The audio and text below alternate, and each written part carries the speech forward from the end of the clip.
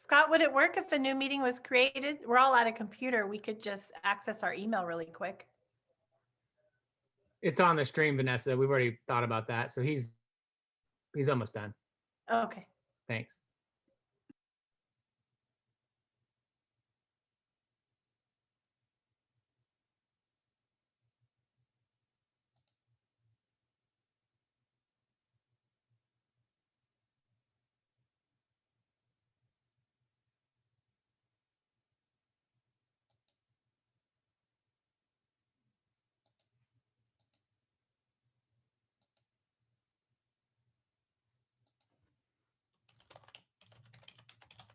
That closed session just went way over tonight. Yeah. Somebody just texted me. They say, hey, is the meeting delayed? We can hear you. Yeah, he's messing with the audio right now. Oh, okay. All right. Got it.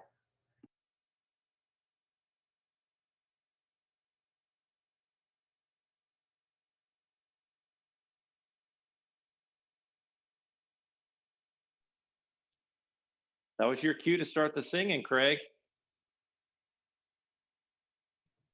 I didn't hear any cues. Good answer.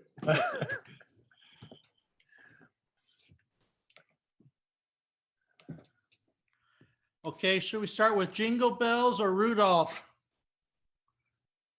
You pick it.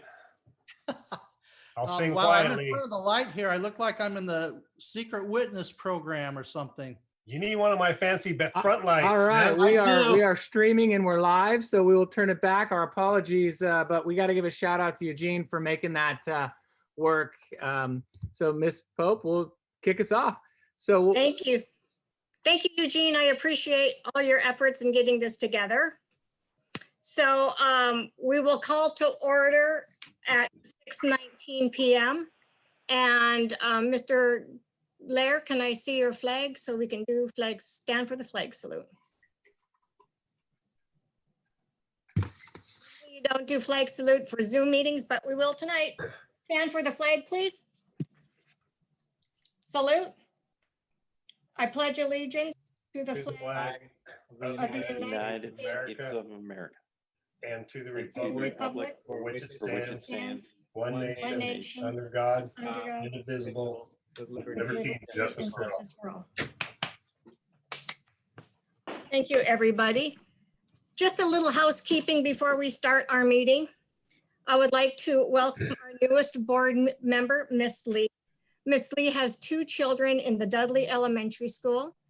Miss Lee has volunteered. It's Dr. Lee. It's Dr. I'm- Lee. Okay, Yeah, I have a doc- doctorate in education. pardon me, Dr. Lee. She volunteered her time at Dudley Elementary School with Mr. Jackson as the school site council. So thank you and welcome, Dr. Lee.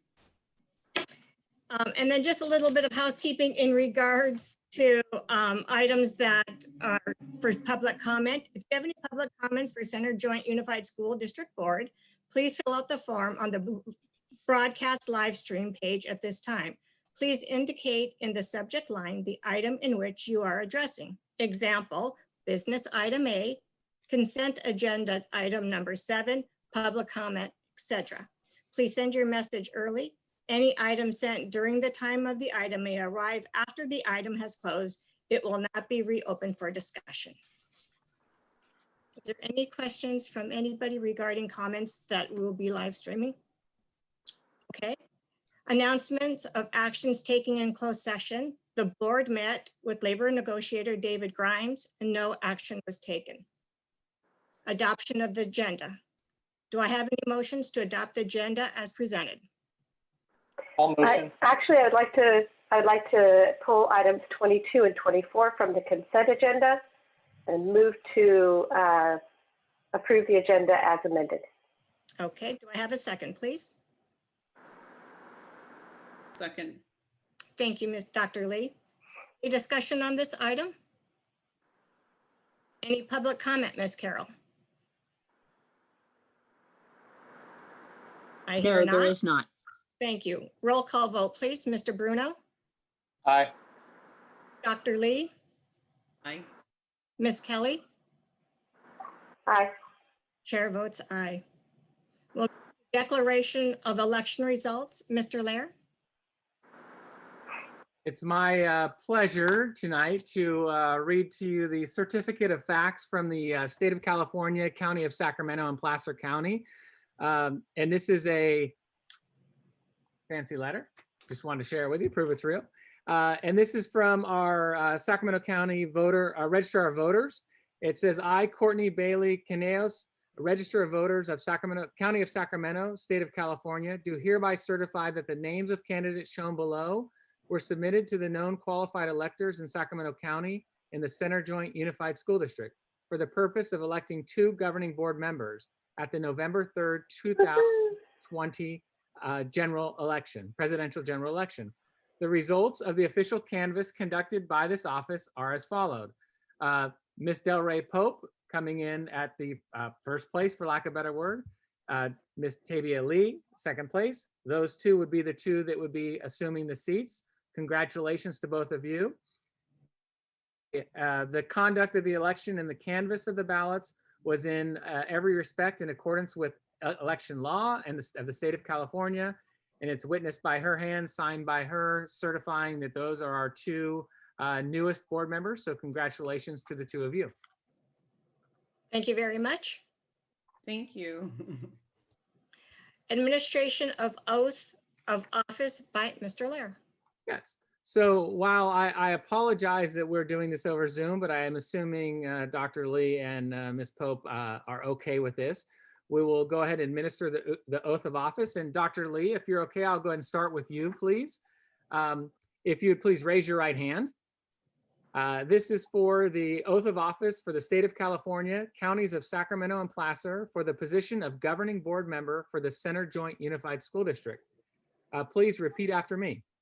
I, Dr. Tavia Lee, do solemnly affirm I, Dr. Tavia Lee, do solemnly affirm that I will support and defend the Constitution of the United States that I will support and defend the Constitution of the United States and the Constitution of the State of California against all enemies, and the Constitution of the State of California against all enemies, foreign and domestic, foreign and domestic, that I will bear true faith and allegiance that I will bear true faith and allegiance to the Constitution of the United States and the Constitution of the State of California. Sorry. to the Constitution of the United States and to the Constitution of the State of California, That I take this obligation freely that I take this obligation freely without any mental reservation without any mental reservation or purpose of evasion, or purpose of evasion, and that I will well and I will well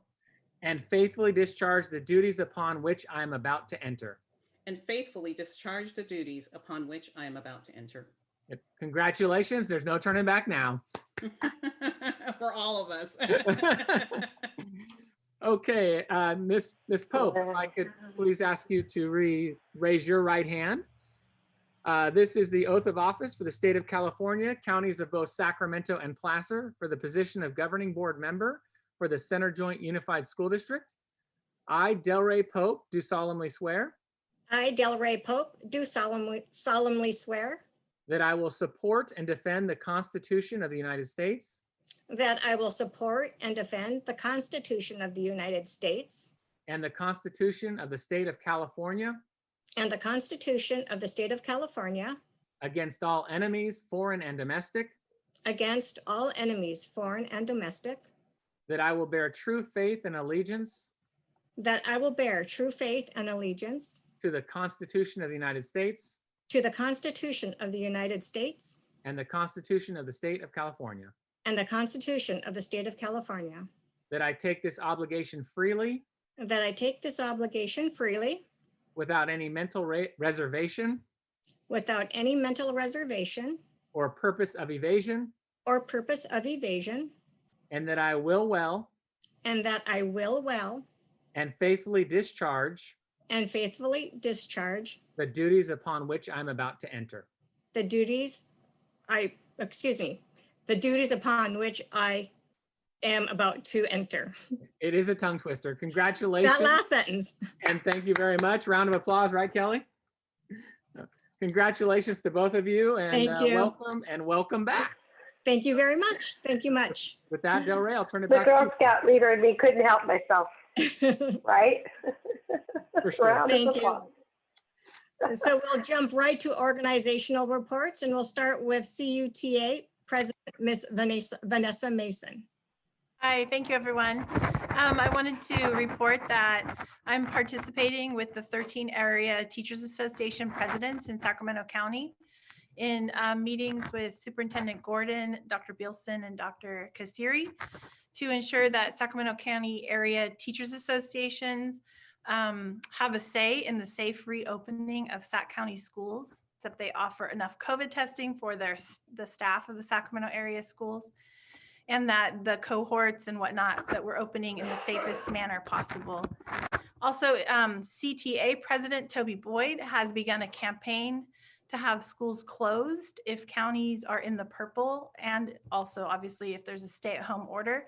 So that campaign is just begun, and CUTA is in support of this campaign that schools should not be open if we're in a stay-at-home order.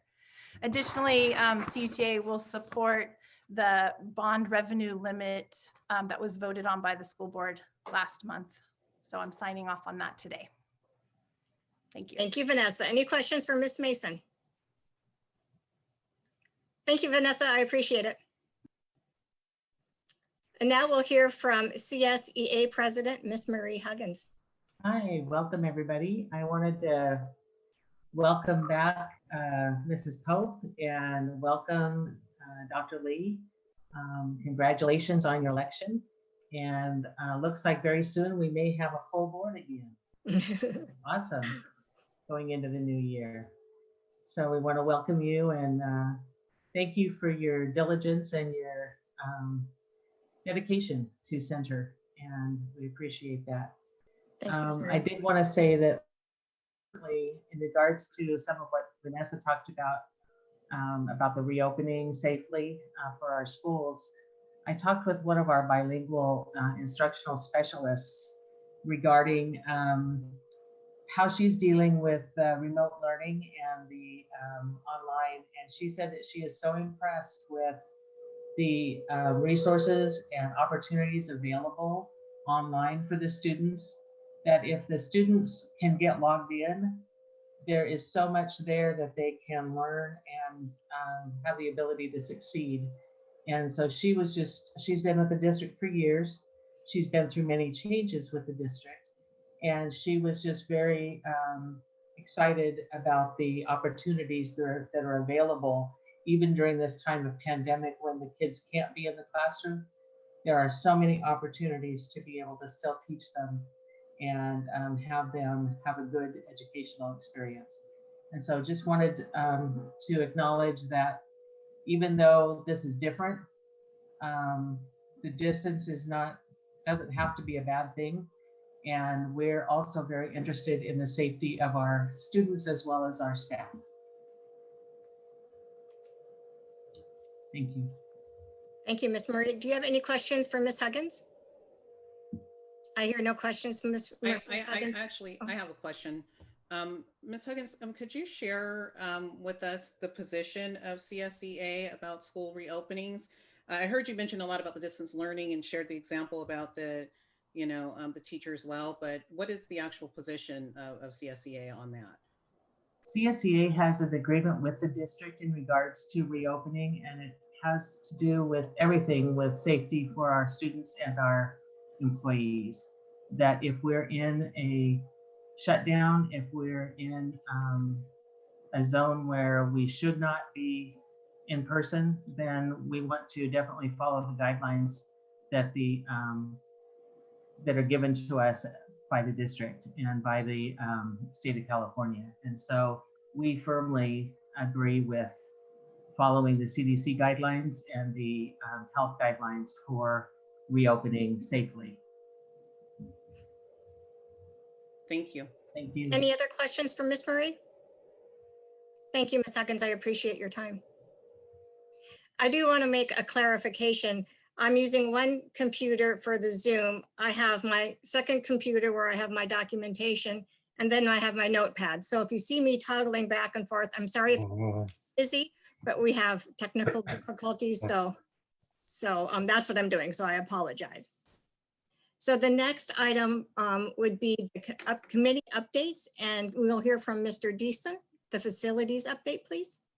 All right, good evening, everybody. I'd like to just review with you the 3 projects that we have going on right now, and I'll start with the Oak Hill full day kindergarten project. So what we're working on right now is trying to complete the concrete work, the ADA accessibility work that we're doing from the parking lot back to where the buildings are being built. So we do have the forms all in for the concrete. The funny thing about concrete right now, and it's Murphy's Law, there's a shortage of concrete. So you have to get in line for concrete, and the line is about 2 to 3 days late, or 2 to 3 days long.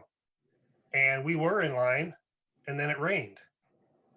So then we had to get back in line. So we're still waiting for concrete, you know, so what can go wrong often will go wrong, but we will get past it, and we'll still meet our deadline for December 31st to be completed with all of our concrete between the parking lot and the buildings, so that when and if staff and students come back, there will not be anything in their way to bother them or trip over. So that's the concrete. The other thing we've been working on is infill dirt. So we need to bring some dirt in where we're going to be placing those buildings. And the good news is we found dirt. We got it certified, because you can't bring any dirt onto school campus. It's got to be certified by DTSC that it's clean. So we spent, I don't know, $3,500 getting it certified.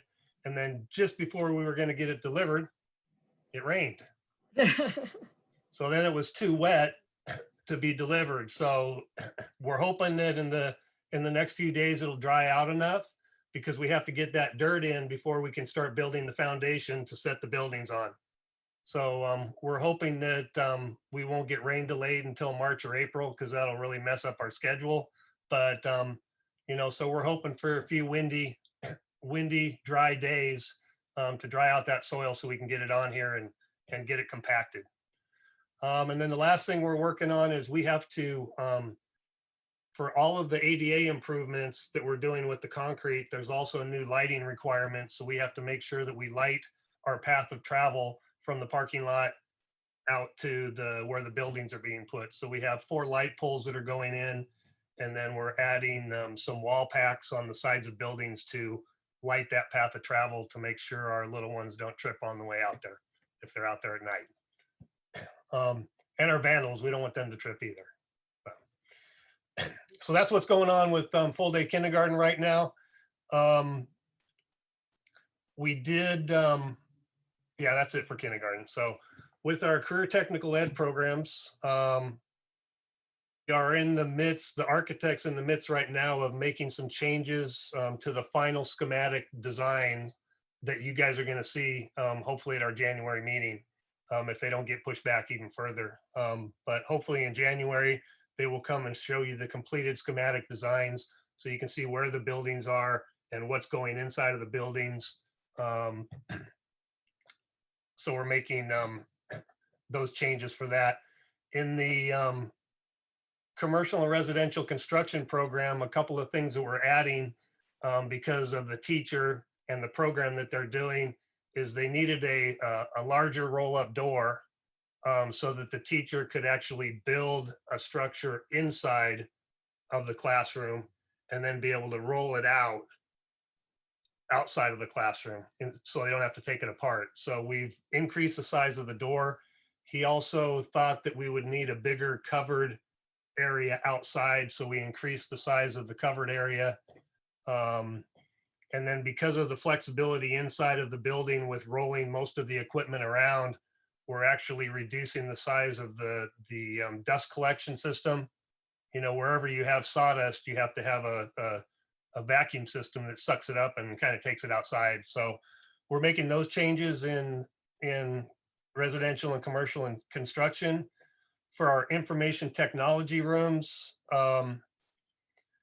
basically we're not doing too much there because we're hoping for just 2 wide open spaces, one for the programming aspect and one for the project piece. So basically what they're going to do in that program is they're going to build they're going to program apps like you would have on your phone. And then they're going to make them really cool in the project room by adding video, photos, animation, you know, and hands-on type stuff in that project room. So we're designing those spaces so that they are pretty much boxes with flexible furniture, flexible technology, flexible power, and then some teaching walls where they can, you know, have TVs and whiteboards and stuff for instruction. So we're finalizing those. And then the next step is moving into the design development. And that's where you start putting in, you know, the electrical, the mechanical, the HVAC goes in, the water goes in, the underground goes in, all that stuff. So that's next on the radar for our CTE program. And that's all I've got on that one. For the new school site, last week I met on the new school site with our civil engineer and the Roseville Parks and Recreation Department. And what we were looking at is the grading of the two properties so that we'll be able to utilize both through joint use down the road with them. We also talked about, they call it Adventure Club, like we have CDC and we have Sunrise Parks and Rec. So we're trying to design a way for them to have daycare on campus because we have them at our other sites. We also interviewed 2 modular companies. We're going to, all of the classrooms are going to be modular, similar to the way we did it at North Country and Oak Hill. And so we're trying to get a modular company on board so that when we move from schematic design into design development, we'll have that company can kind of help us with how do we place stuff, what kind of concrete do we want, where do we want the utilities and the HVAC. So since they're building those units off site and we'll bring them in pieces, it's good to have them on board during our second phase of design.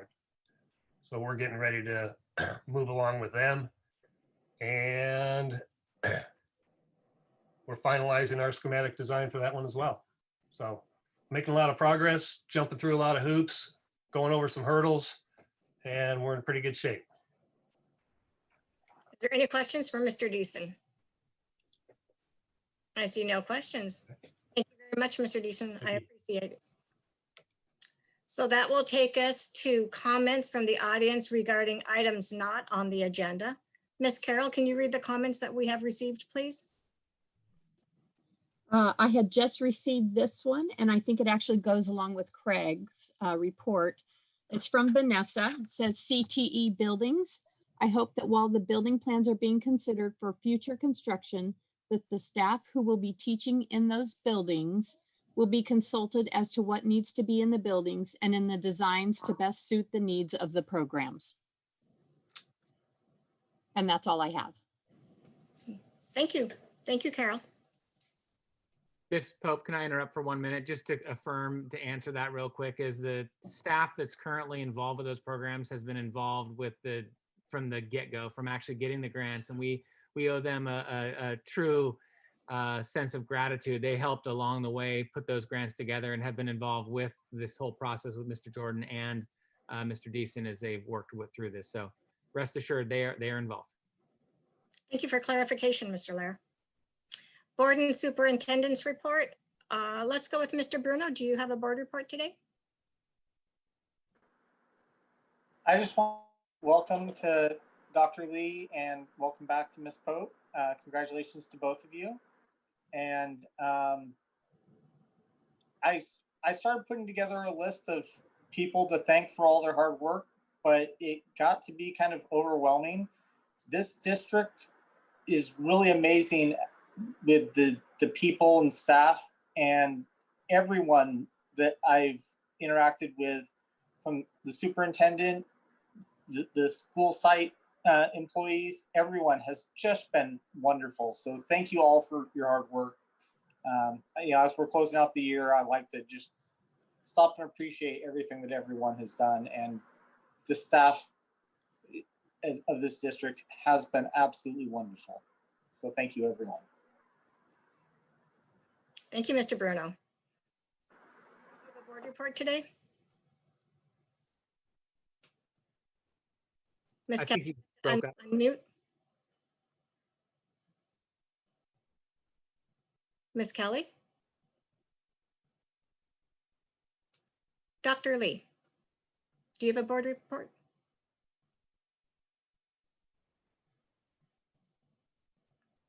We can't, Kelly.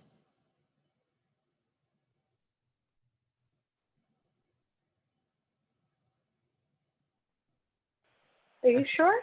Yeah, we can now. How about now? Yes, we can. That's weird. It would not let me unmute it. Sorry, apologies. And I couldn't hear whose name you had called because it cut up. Okay, yes, I have a board report. So first of all, I want to echo Mr. Bruno's comments. Congratulations to Dr. Lee and to Del Rey on your superb election results. And welcome back.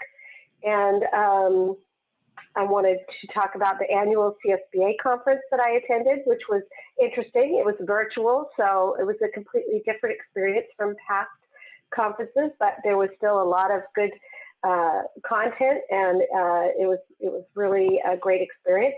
There was one session in particular I thought I would share a little bit about, and it's a great cross-section with what I do on my day job with public health. It was about systemic racism in the schools. And it was extremely interesting. Apparently, the California Department of Education has implemented a mandated program whereby they have identified, currently they've identified 40 some odd counties or school districts, but the trigger for identifying these districts is that they have a 3-to-1 risk factor for disproportionate outcomes, negative outcomes. So meaning there's a 3 times likelier chance that, say, a person of color would be suspended or would not graduate or be identified as emotionally disturbed. So it's interesting and it's long overdue. And the 3-to-1 risk factor to me just seems like really high. It shouldn't be any difference whatsoever.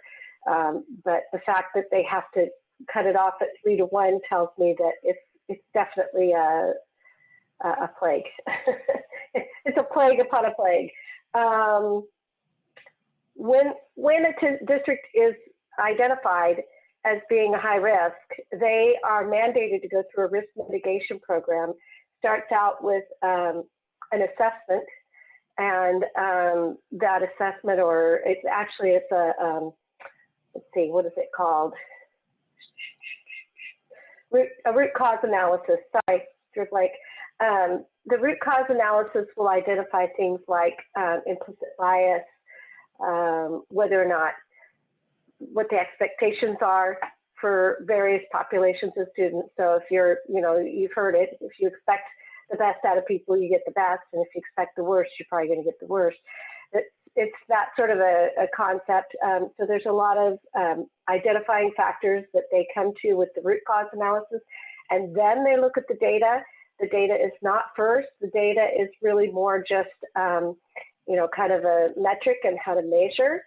And of course, the idea with this whole thing, from my perspective, is that we not ever get on that list, and that we do some risk mitigation before that ever happens. Look at our numbers, see if we are at risk of falling into that category. So I look forward to that with Mr. Lear, Superintendent Lear, and then I also have the access to all of the training materials from the remaining sessions. So if anyone is interested, I can provide a list of all the different sessions. And if you would like the materials, I'll be happy to send them to you. That goes for staff and board and superintendent, everyone. And then I wanted to talk about the current deaths, which I know we are all just probably pretty stunned at the numbers nationally and saddened by that.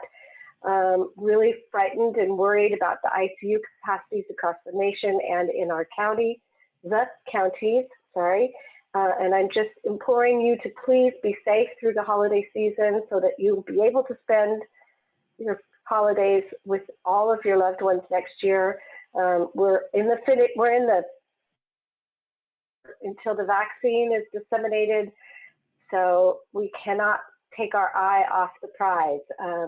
We got to stay the course. And then have a peaceful holiday and a happy new year, and look forward to meeting with you again when 2020 is in the rearview mirror. Here, here. Thank you, Kelly. Lee, do you have a board report tonight? Yes, thank you. I just want to thank everyone for the warm welcome, here to the board, and, to getting me onboarded and getting me registered for CSBA trainings and all of the things that have been going on behind the scenes. I've just been thrilled to be able to serve in this role. For those of you who don't know, my background is in education. I have a background as a national board certified English teacher and a national board certified social studies teacher.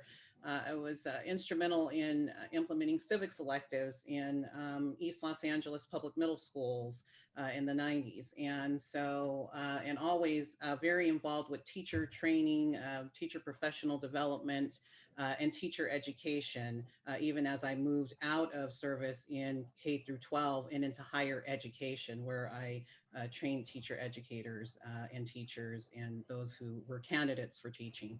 And so it's something I'm very passionate about, and something that I'm very happy to be able to serve here with everyone.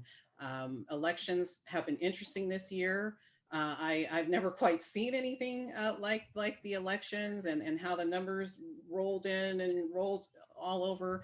And so it was just amazing. And I'm just so thankful. And it's funny and kind of ironic because I've always told my students, one vote can make a difference. And in this, instance, it was a matter of a few votes, that really just opened up a door for even more opportunities for diverse collaboration in our community. And so I'm really excited to look at that. And I thank Ms. Kelly for sharing the information about the systemic racism in schools and the metrics that are being used to track that. I think it's something that we do well to look at in our district, where we serve so many diverse students. And they have such great needs. And as Ms. Kelly mentioned, during this pandemic and after, they're going to have even greater social emotional needs. And not just our students, but our staff and our certificated and classified staff are all going to need support in those areas.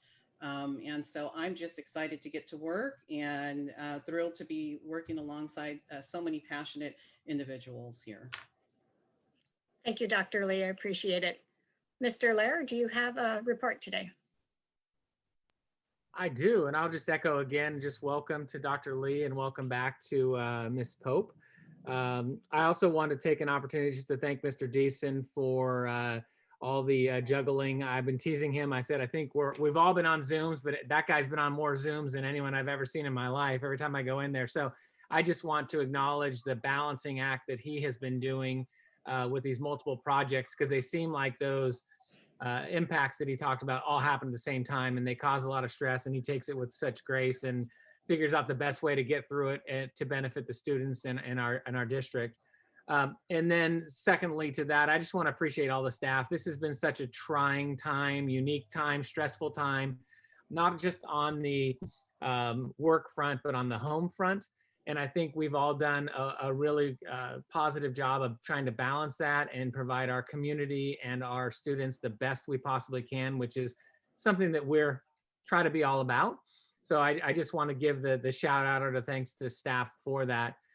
And then finally, before that, I just want to say one thing to Mr. Eugene Graham, who's running our technological services for us right now. The call where I was on, we were waiting again, and we apologize. It was my fault. I started the Zoom meeting too early and messed up all these codes. We tried to put them in, but he calmly is at his home, and I could hear his home office being torn up as he's trying to figure out a way to make it most convenient for us. So to me, that's a testament of the Center Unified way and the Center Unified employee. We're going to do everything we can to make it work.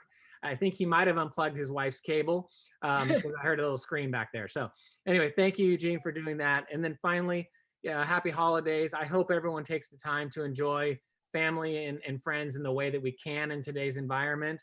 And I think, Kelly, you put it this way, as I'm ready for 2020 to go away. I'm usually not one to rush time, but I'm ready to put 2020 behind. I think there's a little light at the end of the tunnel that we've kind of been seeing, and hopefully through more steps we'll get there, but I still think we have a road to go. So I don't want to, I think, to take our foot off the pedal at this point. So anyway, with that, Happy New Year, happy holidays to everyone. And thank you all for doing what you do to make this place even better as well. So thank you, Ms. Pope. Thank you, Mr. Lair. And I also would like to say thank you to everybody and the support on the election that is really overwhelming. And thank you to everybody. I would like to thank my family for their support and my good friends, Cindy Campbell and Angel Hughes. They are amazing friends.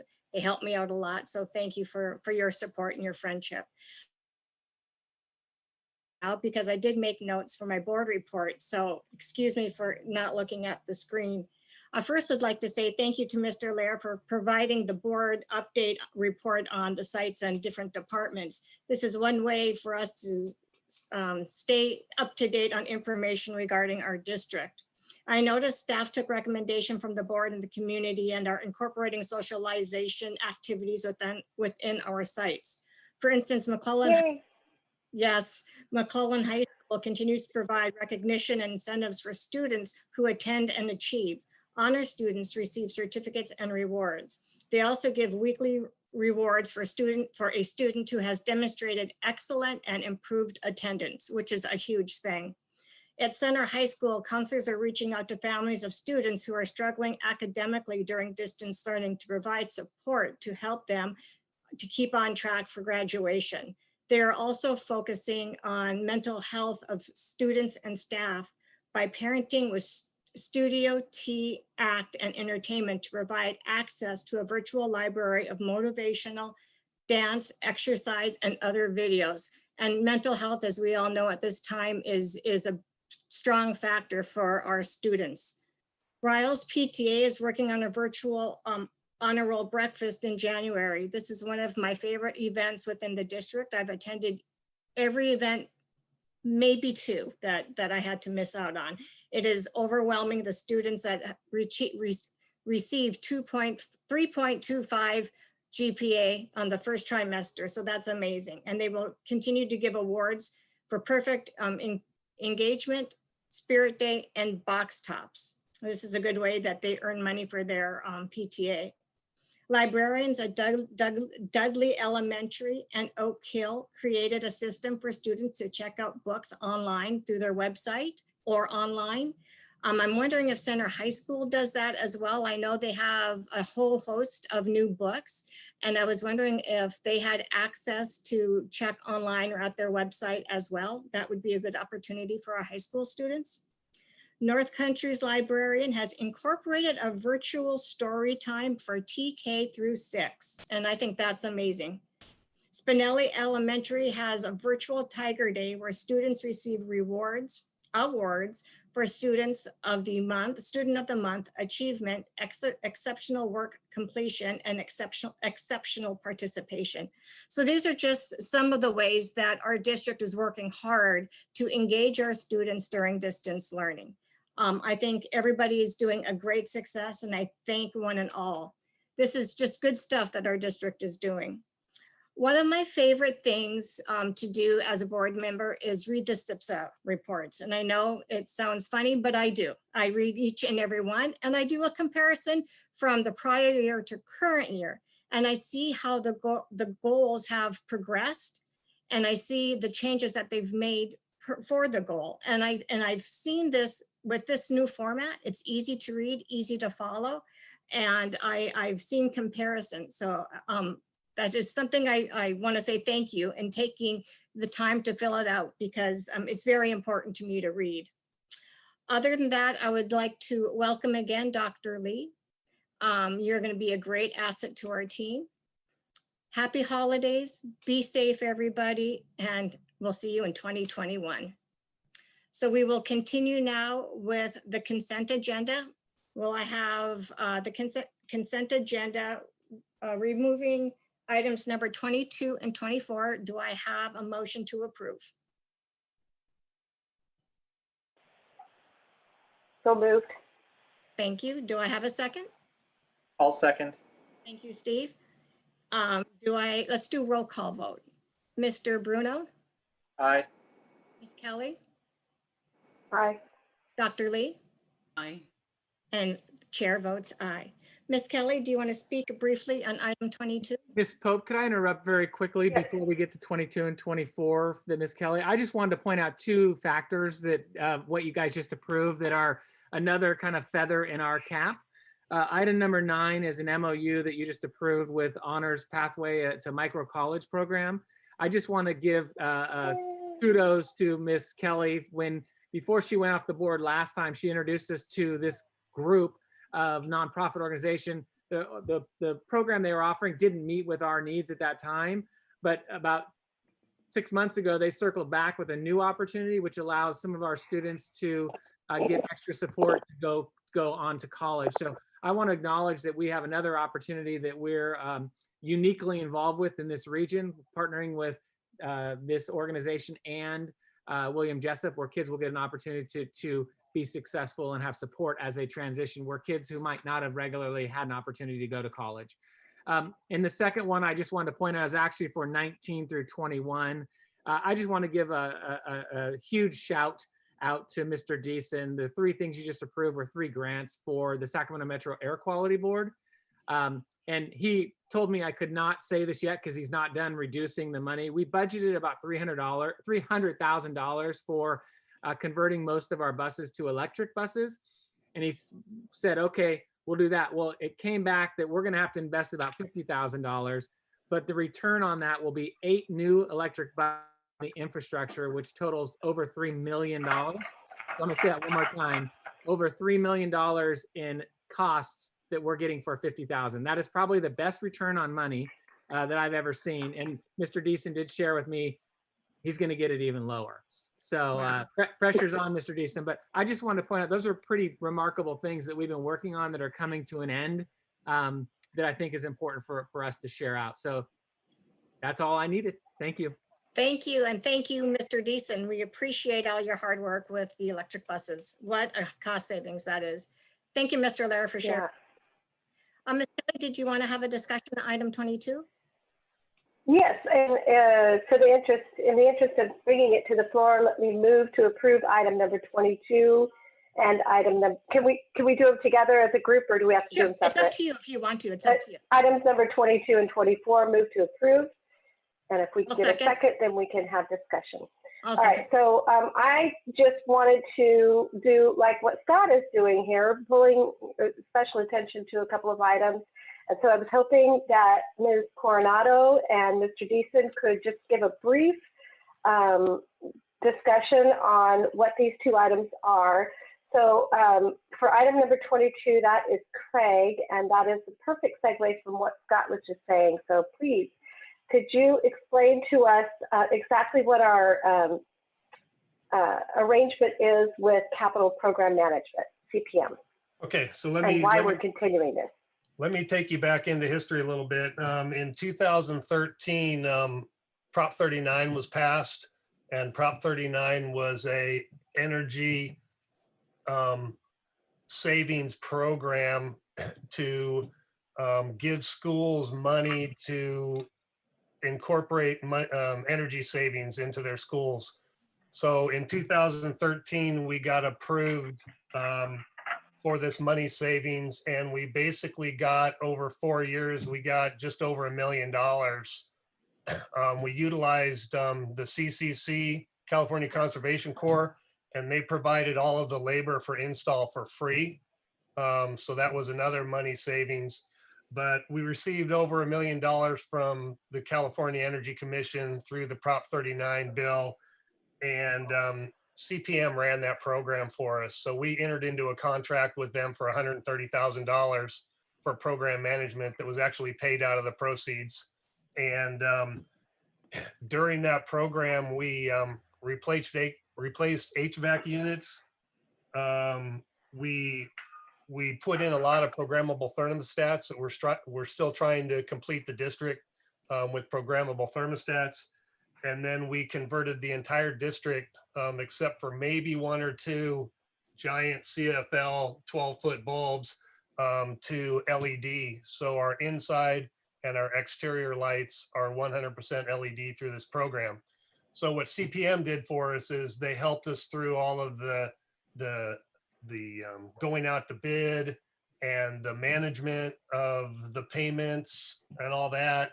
And then at the end of the program, so in 2018, we spent our last dollars, but there are still accounting expectations. We need to do annual reports showing our energy savings and cost savings versus our payments that we received.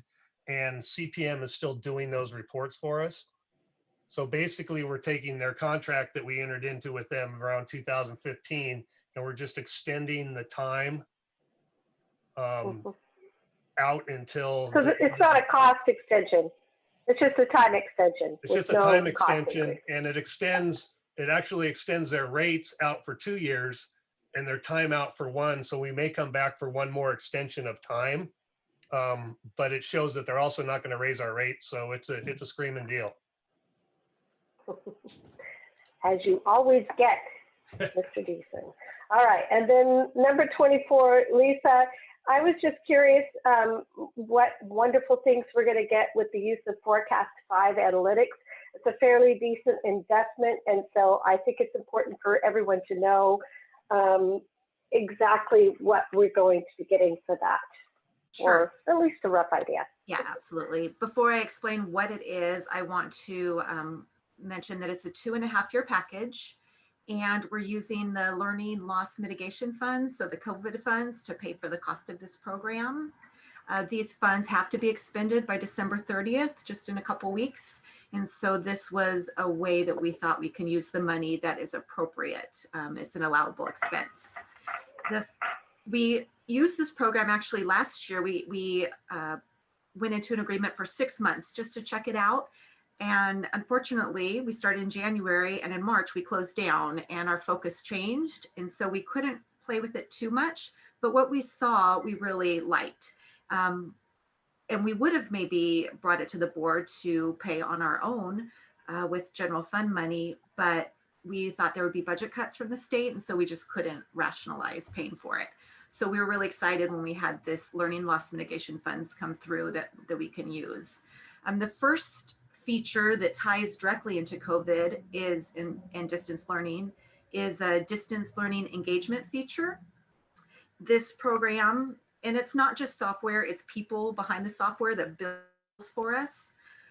This program will determine which students are online and engaged in e-learning, which assignments have been completed. We can compare classes and grades and teachers and subgroups of students.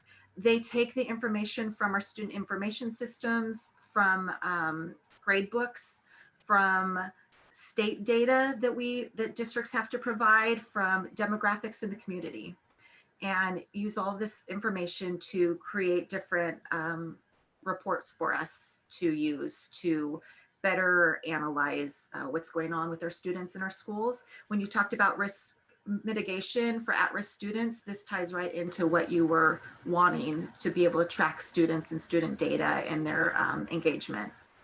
It also tracks testing. Oh, go ahead. Nope, I just said great. Okay, it also tracks testing and achievement results. It tracks financial data, so it helps with budget development, the LCAP expenditure tracking, multi-year projections, cash flows, and all the districts that participate in this software, which is Twin Rivers, San Juan, they put their information in the system, and so I can compare our data to theirs. So if I want to look and see how much we're spending on textbooks per pupil, I can pull my data and then look at how much Twin Rivers spends per pupil and how much San Juan spends per pupil, and just get an idea of where we fall in comparison to other districts. We can look at personnel data, so we can look at staffing ratios, FTE trends, and then we can look at enrollment projections. They take information from the community and birth rates to determine how many kindergartners we think we're going to get in the next 3 years. So it's really exciting. And then it puts it in these great, beautiful graphs and reports that I will be presenting to the board in the future. So we'll be using it in a lot of different ways. Thank you. Thank you, Lisa. Is there any other discussion? Are you ready for a vote? Okay. Let's do a roll call vote. Mr. Bruno? Aye. Ms. Kelly? Aye. Dr. Lee? I'm going to abstain on this one. Okay. Chair votes aye. Okay, we're going to go straight to business item A, annual organizational meeting for governing board. At this time, we will elect board officers. Traditionally, rotation of officers is the clerk moves to president, the board rep moves to clerk, and the current president moves to a board member. Since we have a new board, we can discuss the rotation of the board at another time, but I just wanted to inform you how this has been done in the past. At this time, do I have a motion for seat for board president? Yes, I move to nominate Delray Pope as president for the upcoming calendar year. Thank you, Ms. Kelly, but I'm going to decline your motion. And I will explain that even though we do have 3 new board members, Ms. Kelly had been on the board prior, a few years ago, and doing so, she was skipped on rotation. That was one of the reasons why I explained the rotation. So to respect to Ms. Kelly, I would nominate Kelly Kelly as board president for the upcoming year. Do I have a second? I second. Thank you, Dr. Lee. Let's do a roll call vote. Steve Bruno. I will vote aye. Okay, Ms. Kelly, Aye. Dr. Lee. Thank you. Aye. Chair votes aye. At this time, I do have a motion for the clerk of the board, and I would nominate Mr. Bruno. Do I have another motion or do I have a second? I second. Let's do a roll call vote. Mr. Bruno? I will abstain. Okay, Ms. Kelly, Aye. Dr. Lee, Aye. chair votes aye. At this time, we need to vote for board representative for the California School Board Association. Do I have a nomination?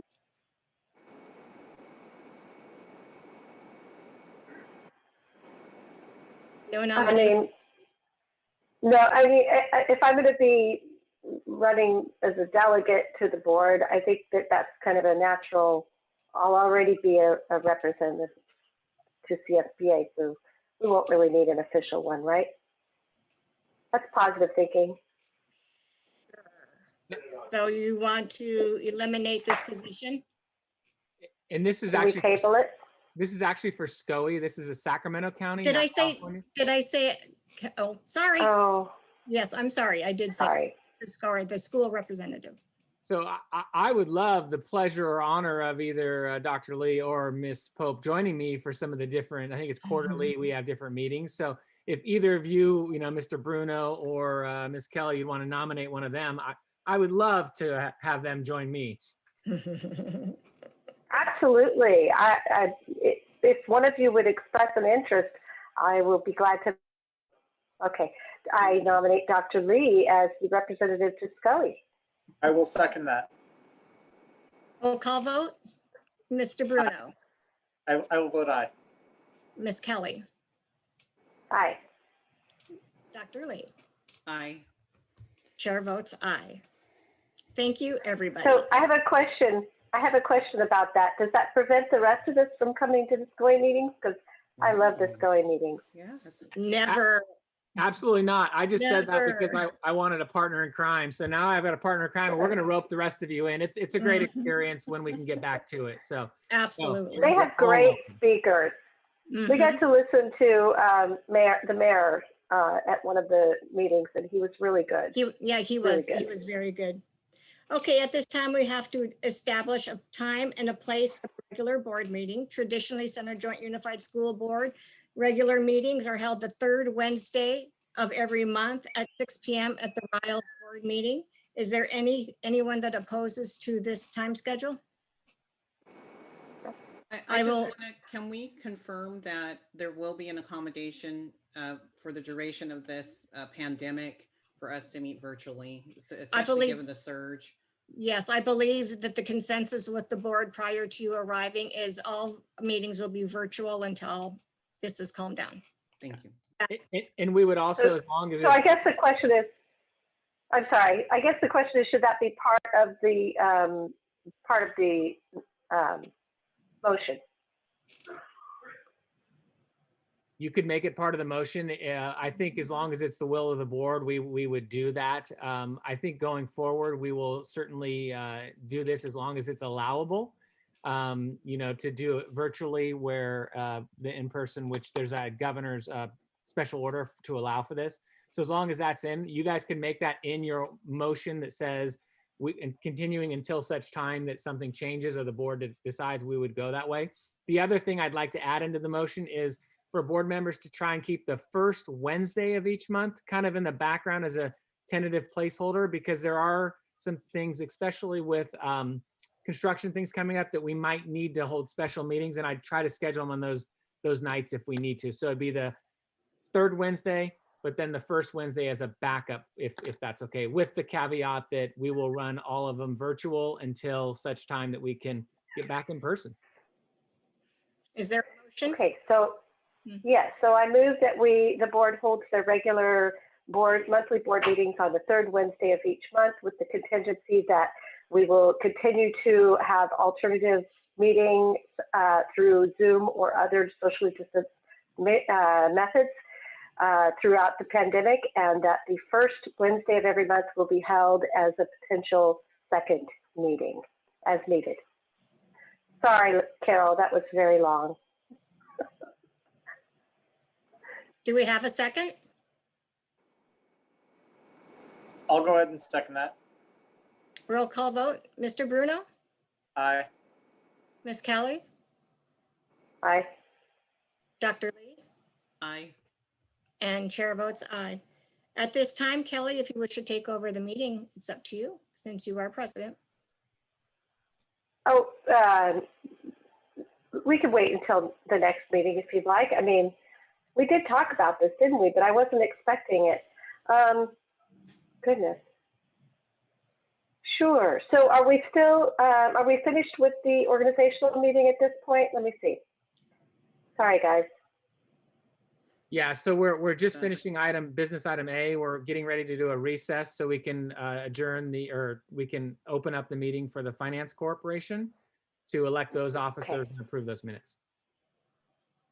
Well, gee, I wanted to be president, and now I can't even manage to find my spot on the agenda. So I move the organizational meeting is adjourned, and we will now convene the.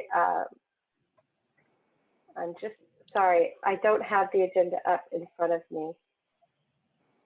There we go. Comments. Agenda.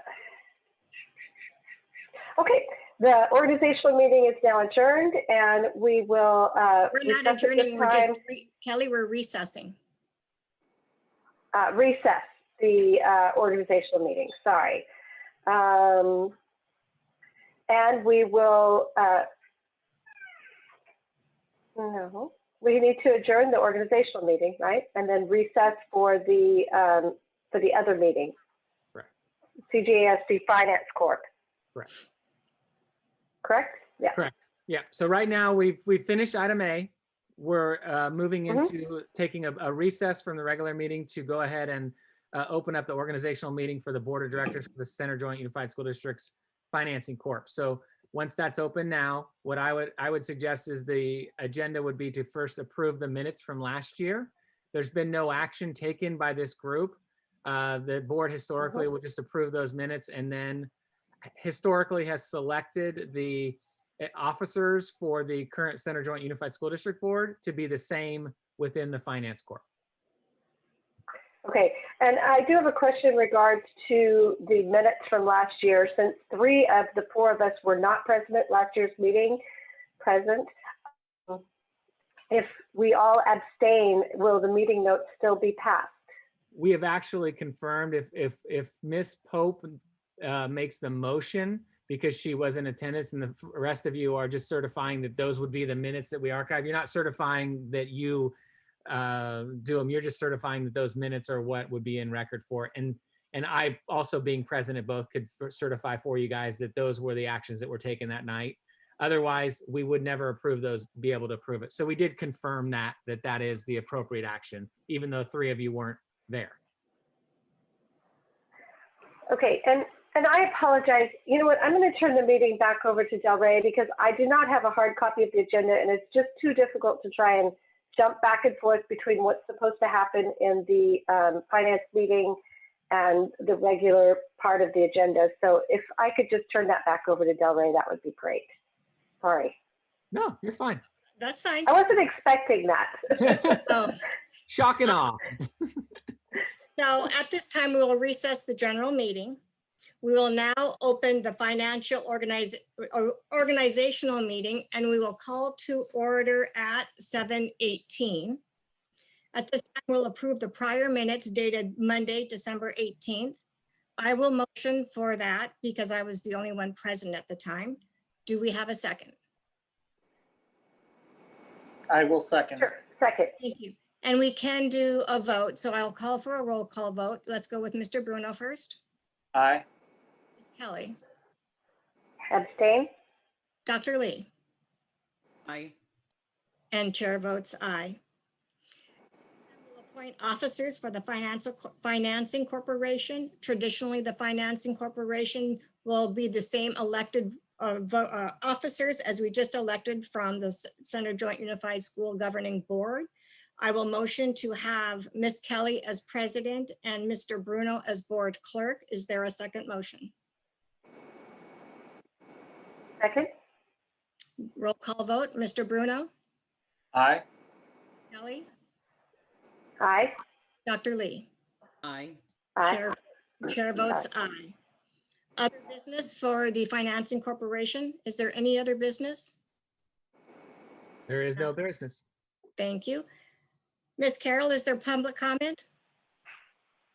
No, there is not. Okay. We will adjourn the Financing Corporation meeting at 7:19. We are now going to return to the general meeting at 7:19. And we're going to continue with the business item B, annual and 5-year developer fee report for fiscal year 2019 and 2020, and resolution number 18/2020-21. And do I have a motion to bring it to the floor? So moved. Do I have a second? Second. I'll second. Okay, Dr. Lee got the second. And we'll do a public comment from, or excuse me, I'm sorry, presentation from Ms. Coronado. Thank you. So the annual and 5-year developer fee report has to take place annually and every 5 years.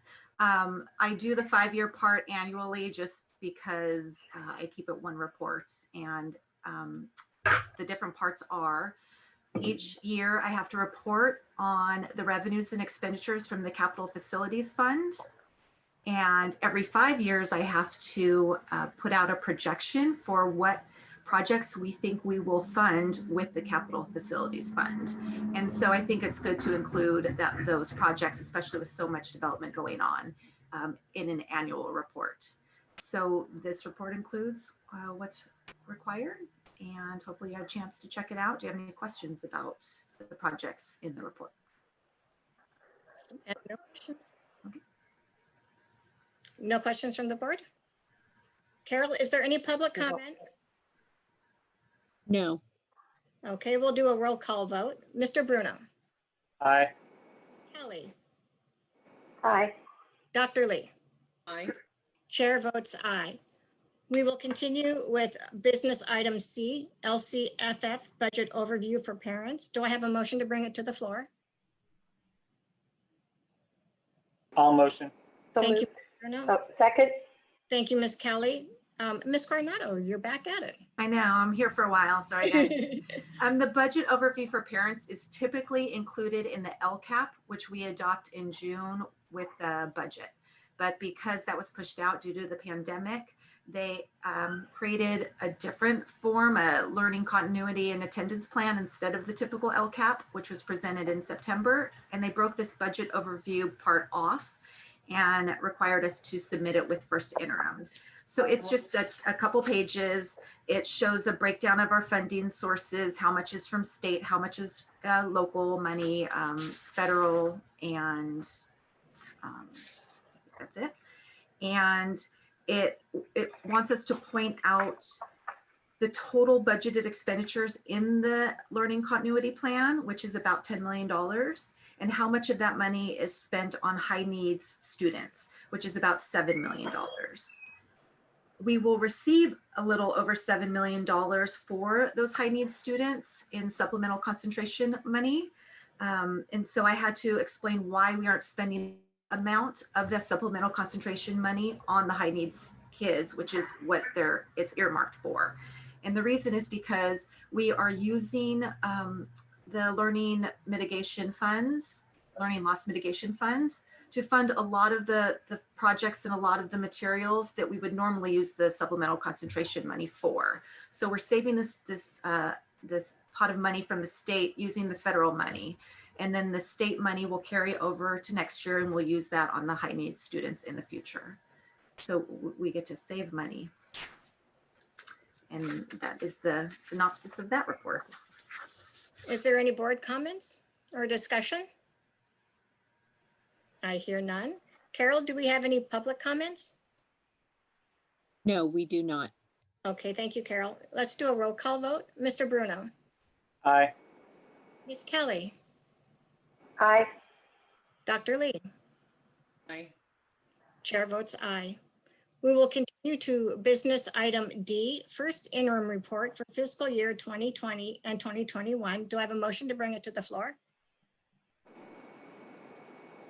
I will motion to bring it to the floor. Do we have a second? I'll second. Second? Thank you, Mr. Bruno. Ms. Coronado. Hi. So I'm going to try to share my screen. Let's see if this actually works.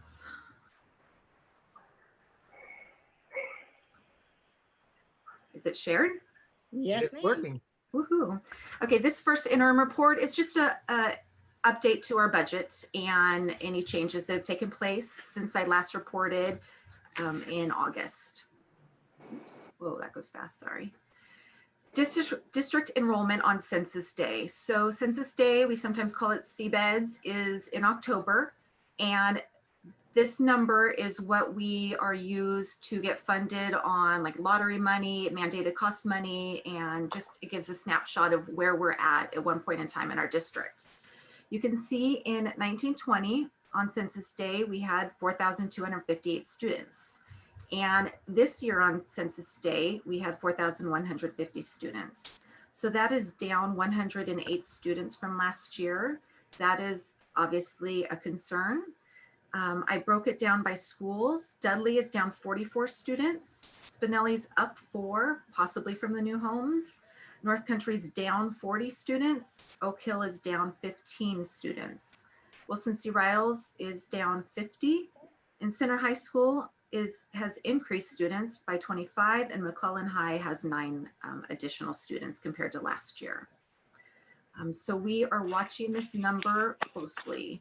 I had to project in this year and 2 out years, which I do for finances and for ADA and for enrollment. And I'm hoping the students come back. In prior projections, I would have increased this number because of the housing coming in, but I'm fearful to increase it because I just don't know that we will get 188 students back. I'm sorry, 108. Mr. Lair has talked to other superintendents and he said that districts in the area are down everywhere. So we're not quite sure where the students are going, if they're being homeschooled or, you know, out of state charter schools. I don't know how that would work. So we're not sure and we hope to see them back. Do you want to add anything to that, Mr. Lair? Or do you have any questions about that? No, thank you. You covered what I would have added. Right. So district only funded ADA. There's a law that we will receive the same ADA funding for ADA that we received last year. Initially, we thought that this was not a benefit to our district because we've been growing in enrollment. But as you can see, since we're down, I'm actually now thankful that we get to keep last year's ADA funding.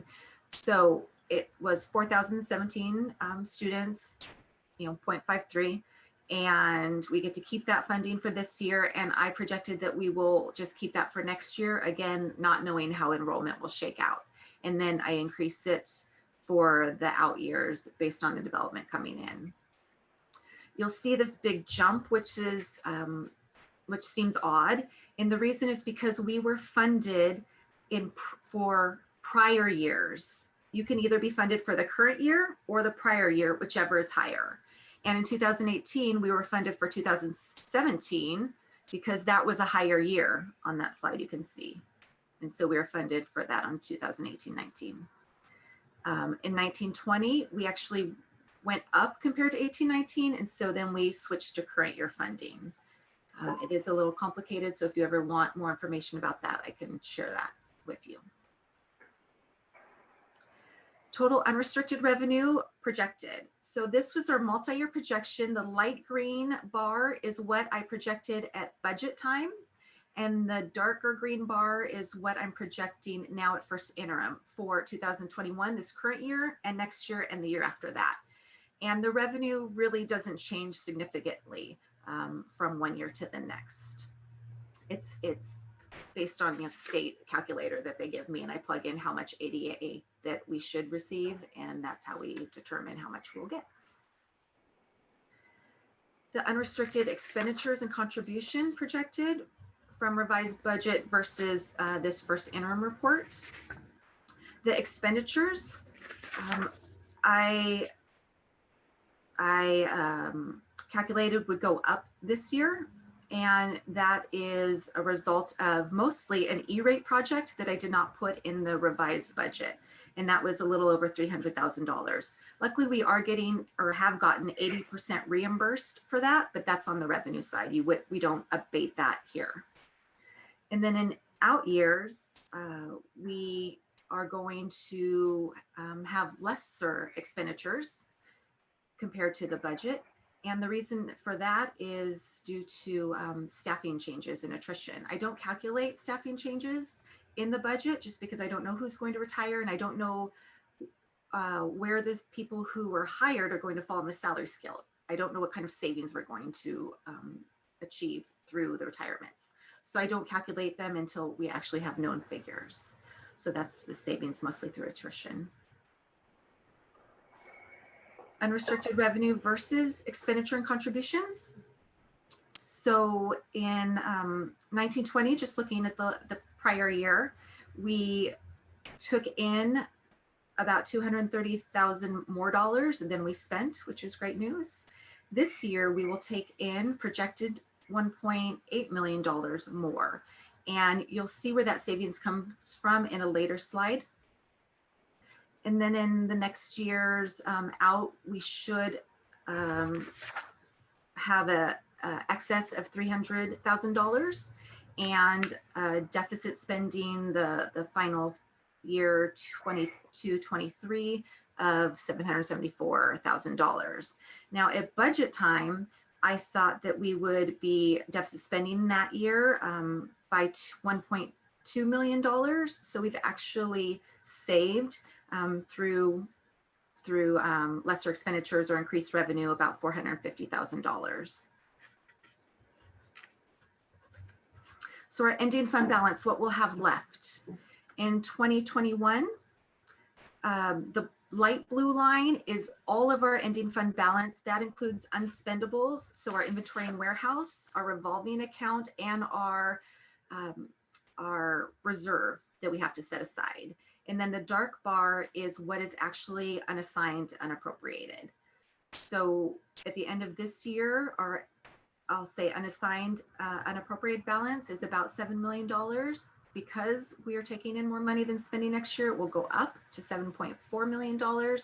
And then because we're deficit spending in the year after that, it will be about $6.6 million ending fund balance. That is one-time money. It's not, you know, in the structural budget. And so just keep that in mind, that we could not include costs that are ongoing in the amount of $6 million. Other funds, that was our general fund. Our other fund is our Fund 13 cafeteria fund. And this year you may have remember that we qualified to be a community eligibility provision school district. And that means all students will receive their meals free. As a result, we no longer have to collect free and reduced meal applications, which is great for the paperwork side of it. But those applications are how we determine our unduplicated pupil count. And that is the count of our high needs students. This count's used in the formula to determine supplemental concentration funding among some other funding, but that's the main pot. And initially we did not have, because we didn't get free and reduced lunch applications, we didn't have a high enough number to get any supplemental concentration funding. So a lot of people put in a lot of effort to send out household income surveys to families. So that is in lieu of the free and reduced lunch applications. And we got our numbers, our unduplicated pupil percentage up higher. And now we get that supplemental concentration funding that we have gotten in the past, plus a little more. So thanks to Laura Davis and Michelle Sweat, Nutrition Services, Eugene Graham and April Bishop in Technology Department, and all the site administrators and staff for pushing to collect those surveys. Fund 20 is our other post-employment benefits, and that goes towards retirement benefits for our former staff. We have 306,000 about in the trust that's earning interest, hopefully some. And in Fund 20, which is just set aside to one day go in the trust, we have 614,000. We are considering putting, taking some of that one-time money, ending fund balance, and putting that in Fund 20. And I had said before that we have some savings that we didn't anticipate this year. And so this is a bit of a breakdown of some of our major savings areas.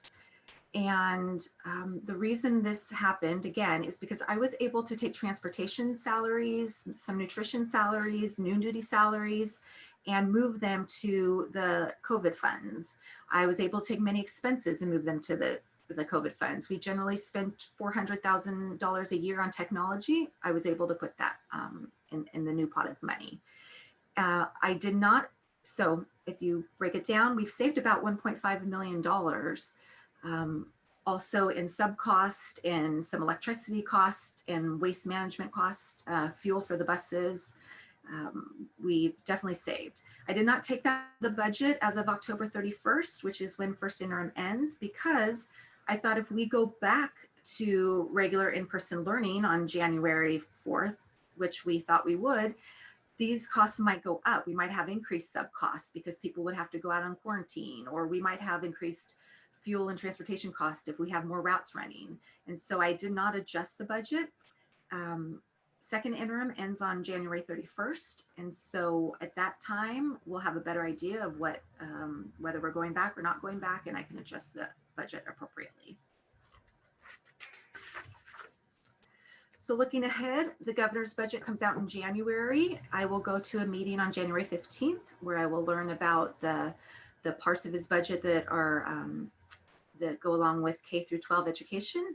And we're hoping that the deferrals that he has put in place starting in February will go away, because the tax receipts have been better for the state, and the costs to support the people in the state have been lower than anticipated. So if we get rid of the deferrals, we'll be in great shape. As of right now, because of our savings, we should only go into a negative cash flow in May, and Fund 17 can cover that. So I'm hoping that we will not have to go, or we will not have to go for a trans.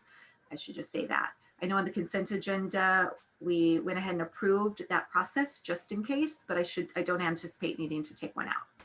And then of course, we'll be watching the enrollment numbers and seeing if kids are starting to enroll, especially when we go back to in-person learning.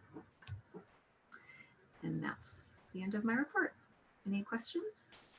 Just a quick statement, Lisa, Ms. Coronado, is item E is the TRAN that the board will be considering, and when we get to that item, we'll probably explain. No, that's okay. It's a lot of information. We'll explain that we're doing it as a precaution just in case, but at this point, we don't think we'll need it. So other than that, that's all I have. Thank you for your report. Any board discussion? So really quick, regarding the enrollment drop for this year, we don't really know exactly why that happened. We don't know why that happened. And I don't know if Scott, you can elaborate on that, if you've talked about it.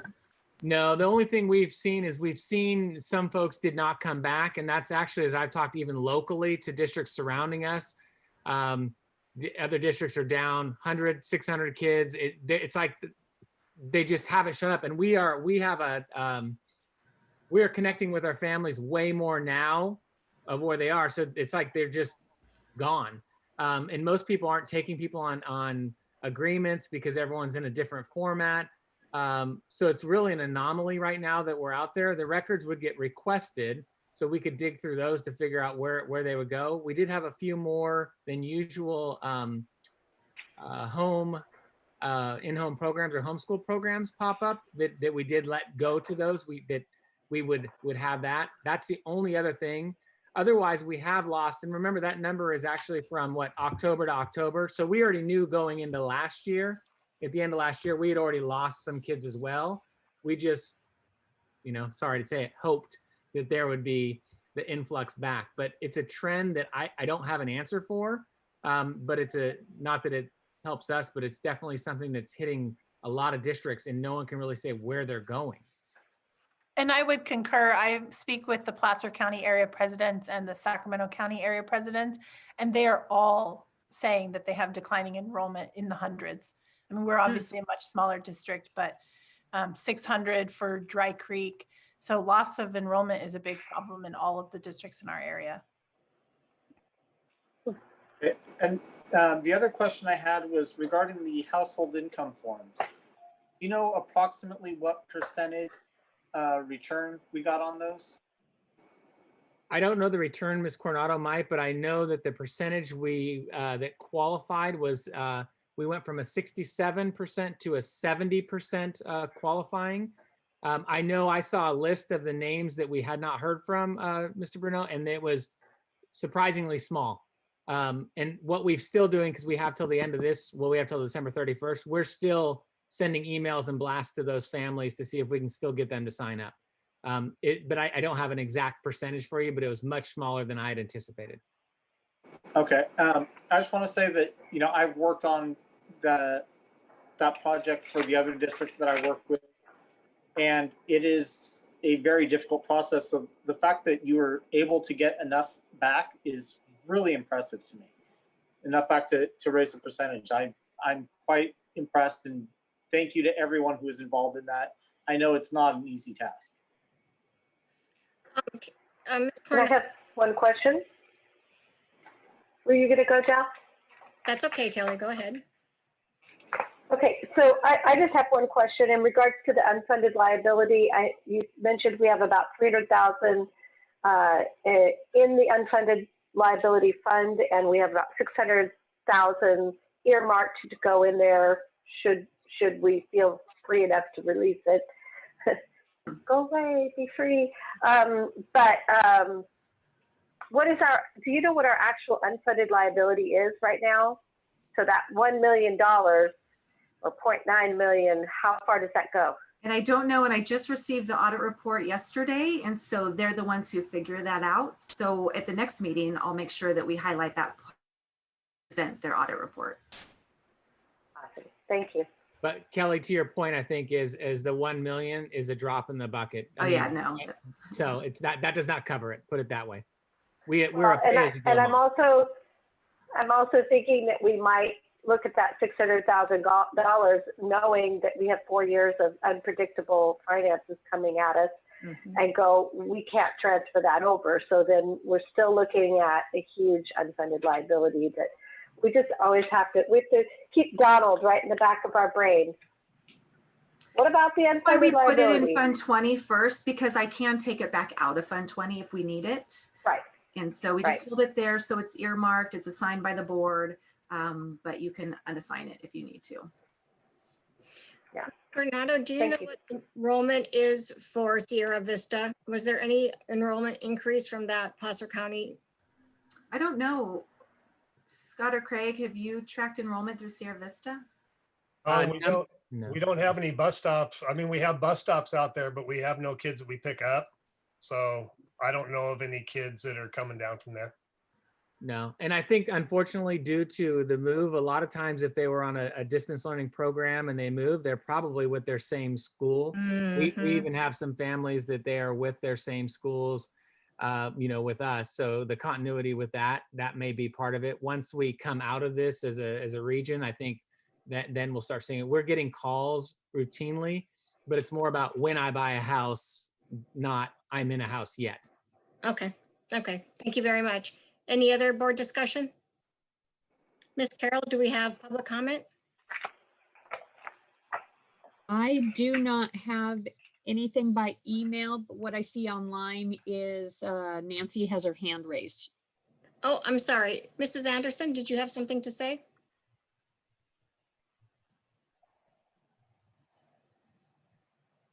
There, I do. We used to have a very strong 6% in savings rather than 3% mandatory. Is our savings still 3% tucked away here, Lisa? It's greater than 3%. It is greater than 3%. Because we are required to include Fund 17 in the reserve. Okay. I would caution before anybody spends any money that someday we're going to have to pay for all these checks that are being sent out, and there's going to be budget cuts galore to do that. Yeah. The recommendation is to have 17% in reserve, and we have Wow. 19%. Okay. So I would just be cautious before we spend any money at all that we don't have to spend. Because it's going to catch up with us at some point. And I did hear on the news last night, they were saying that a lot of parents have taken their kids to private school because they're able to open up and keep everything smaller. But I think those kids are going to come back eventually. It's just my thoughts. Anderson. We will call for a vote. Mr. Bruno, Aye. Miss Kelly. Unmute Kelly.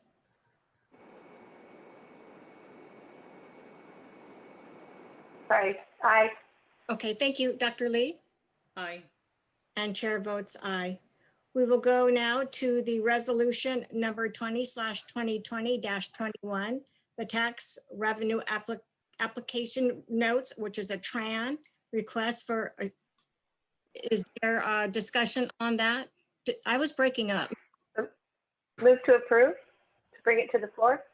Yes. Oh, I'm sorry. Thank you. Is there a motion? Thank you. Is there a second? I'll second. Thank you. Now, is there any discussion? Sorry to jump the gun on this one. So we're required to get a resolution passed by the board before January. And it was a date in January that was before the next board meeting. I can't remember exactly what it was. And so I wanted to make sure I got this on the agenda, just in case something happens with the governor's budget where, he cuts or he gives more deferrals or something happens where we are going to go into a negative cash flow. As I had mentioned, luckily with our savings, we look really good. We're going to go down negative 500,000, but we'll be able to cover it through Fund 17. Or if we stay closed, we may see more savings, realize more savings and not go negative. But right now the projection is to have a negative cash flow of 500,000, which we can cover. So I have to let the company know who gives us the Tran at the end of January. So I will go to the budget meeting in January on the 15th. And then after that, I can tell this company whether we need to take out a Tran or not. Is there any board discussion? So you can apply for the Tran, but we don't need to use it. Is that correct, Lisa? Correct. Yes. Okay. Oh, I know. I wanted to ask you one little question. Could you just, for the record, explain what Fund 17 is for those listening? Well, Fund 17 is a special reserve fund. And I had asked Scott how it got there because it was before my time and I can't remember now. Do you remember? So Fund 17 was an agreement back in the probably the 90s. There was some land transfer that occurred. And with that, the developers, because we had a loss of potential revenue from those land transfer happening, the developers compensated us with, I believe, two or 2.2 million. It was then put in a special reserve that we have always maintained as it's actually got us through 2011, 2008. So it's just a special reserve from a settlement that we had with the area over there in Morgan Creek. A lot of that used to be our district. But when that transferred over, they settled out and then Fund 17. So that money has served us very well as a stopgap or assistance. Thank you. Thank you, Kelly, for the question. Is there any public comment on that, Ms. Carroll? No, I do not Okay. have any. Thank you. So we'll do a roll call vote again. Mr. Bruno? Aye. Thank you. Ms. Kelly? Aye. Thank you. Dr. Lee? Aye. Chair votes aye. We will now go to business item F, Sacramento County tier status and reopening date. Do I have a motion to bring it to the floor? I'll motion. Thank you, Steve. Do I have a second? Second. Thank you, Kelly. Do you want to say a little overview? Sure. So at the last board meeting, actually the board meeting that we held where we established January 5th as a potential date to return to in-person, we've seen now that that date mathematically is not going to work for an in-person return based on the current status and metrics. So the board had asked at that meeting when we established that date, they wanted the flexibility to say, hey, if that date doesn't work, how would we push it out? And so one of the things that we're in, and I don't need to necessarily probably go through all the details of the current metrics, I mean, unless we want to, but I think we all recognize as of the posting as of yesterday, it's higher than it's ever been within our region. And so at this point, since we have not opened our schools, we would not have the ability to open them at January 5th. So I know there'll probably be some discussion, but just to put an item out on there is, the question we're asking in this upon or after discussion is, how would you like staff to proceed with establishing that return date when such time that we get to that point? We could hold a special meeting or conduct a regular meeting, or we could utilize the metrics that this California Department of Health and Sac County Public Health is using to establish that of once we get into red tier, 14 days after we could open. I think there was some clarity on that going forward, but I just want to be very honest for myself, I want to have clarity so I can make sure that we start notifying parents and families of what our process is going forward. Obviously, when we got to the point of coming back, we would be coming back in a Plan 2 model, which is our hybrid and in-person, where families would still have the option to stay in a distance learning model while some would have the option to come back. So that's a lot to say. At the end of this, really is we're looking for some direction on what process would you like us to use after some discussion that you guys might have. I like the idea of following the prior board where we followed the matrix and go that direction. Yeah, I think it's important that, we maintain the course. The district has really laid out a sane, plan that aligns with the blueprint for a safer economy and the guidance that's provided there. About schools, if they're not currently open, having to be in that red tier for 14 days before considering. And I would propose, even because this situation is so fluid and dynamic, that we leave our decisions on this to our regular board meetings, not rushing to anything that could put, folks' lives in danger potentially. So that's, my take on it. And I think that, we've really done a great job of looking at this guidance as it comes out and as it evolves and adjusting to it for the safety and well-being of the students and the staff and the teachers. So am I understanding correct, Dr. Lee, that you wish to follow the matrix as well instead of calling for a special board meeting? Yes. I'm hearing, thank you. So, Bye. just for a point of clarification. Go ahead, Steve.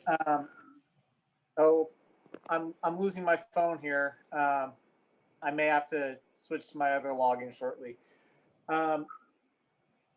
One of the concerns that I have is previously we returned to the red tier for 2 weeks and we could have reopened theoretically, but based off where the numbers have gone since then, I am personally glad we didn't reopen. So I definitely don't want to say that as soon as we're in the red tier for 2 weeks, start reopening. What I would like to do is say, once we're in the red tier for 2 weeks, at the next board meeting, let's set a date.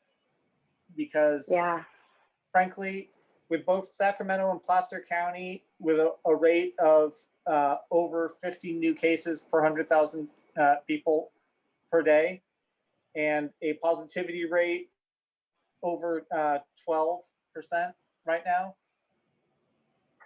I am not liking where this is going. And my concern is that if we open up too soon, we're going to have to shut back down again. And I think that will be even worse for the students.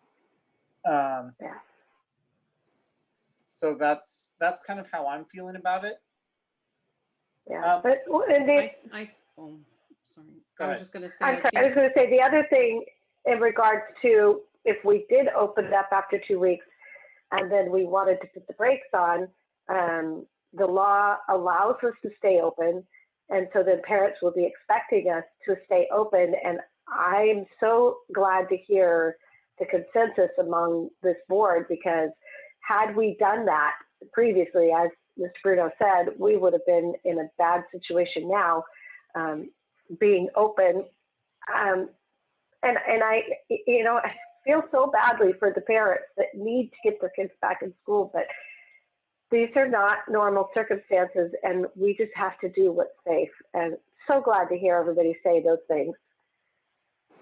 Relieved. And I don't know if Del Rey, that we would have to just amend it to really make it clear, the board's position, as Mr. Bruno pointed out, that following the matrix and then meeting at a regular board meeting, not a rush, to act, and setting a date at that time that the board comes to an agreement upon. For that So return. what I'm hearing, Dr. Lee, is that the majority of the board wishes to bring this back to January 20th and revisit the tier status. Is that what I'm hearing? Is that correct? Yes, no? January 20th or whichever board meeting we've been in tier. Then in the red, yeah, when it starts going down to that level, that's what I was trying to articulate. I was trying to state in agreement, whenever that model, we can't predict if that would be January 20th, whenever we're back into that red tier, whenever the next regular board meeting is, we discuss then the reopening plan. So what I'm hearing is you wish to table this item until a later date. What I'm actually hearing is the idea that each of our meetings coming up, we're going to have this item anyway. And at that other meeting, we would talk at a regular scheduled meeting, assess where we are, and then establish a date. The only thing I would say with that is, and I think you would all agree with me, is I want to make sure we give enough lead time to the community and to the teachers and the staff to not say Wednesday night we talk and then Thursday we're opening. And I know you're not saying that, but I want to make that clear that we give people some time. So what I'm hearing is if we're starting to trend towards the red metrics and we're in by January 20th, that may be a conversation at that point. If we're not, it may be the February meeting. And if we're not, so basically we're going to reevaluate at each upcoming meeting, which that's what I'm hearing of a few of you. And I wanted to address a couple of other things, because although my personal viewpoint is that I'm glad that we're not rushing back, I'm hearing feedback from the community that there are people who have a very different opinion. And I want to make it clear that I hear those of you who feel differently. I understand where you're coming from. Frankly, not to put my daughter's personal business out there, but I've checked with her and she's okay with me talking about this. My daughter's fighting depression and her grades have completely tanked this semester. I am seeing firsthand the negative impacts that this can have on a family. I do not take this decision lightly, but at the same time, we have an obligation to protect the safety of our students and employees. And I could not in good conscience ask people to return when the numbers, frankly, they're completely out of control right now. So I don't want anyone in the community to feel like you're not being heard. I do hear you. We had somebody email us asking why we haven't applied for a waiver. And frankly, my viewpoint on it is I understand that it's difficult for families, but I can't put it on my conscience if we send people back right now with the numbers looking like this and people get sick.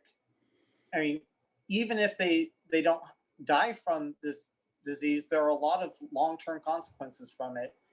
And I mean, right now I'm looking over at my other computer screen here at the statistics for, the numbers for the last few weeks. It went from 26.6 to 30.5 to 53.9. Over the last week, the infection rate has nearly doubled. And I expect it's going to get worse before it gets better with the holidays coming up. Frankly, I think at our January meeting, we're going to be looking at numbers that are even worse than this. So, I don't want people to feel like they're not heard, but at the same time, I don't think it's safe to be in the process right now. Is there any other discussion from the board? I'd just like to add on to what Mr. Bruno had mentioned, because I've been following this with great interest, and we really are breaking records in not a very good way related to COVID-19. And our governor just yesterday activated the Mass Fatality Management Planning Program. And so that lets you know the state that we're in. We're averaging more than 160 COVID-19 deaths per day over this past week. So, I mean, we're seeing unprecedented deaths and numbers of cases.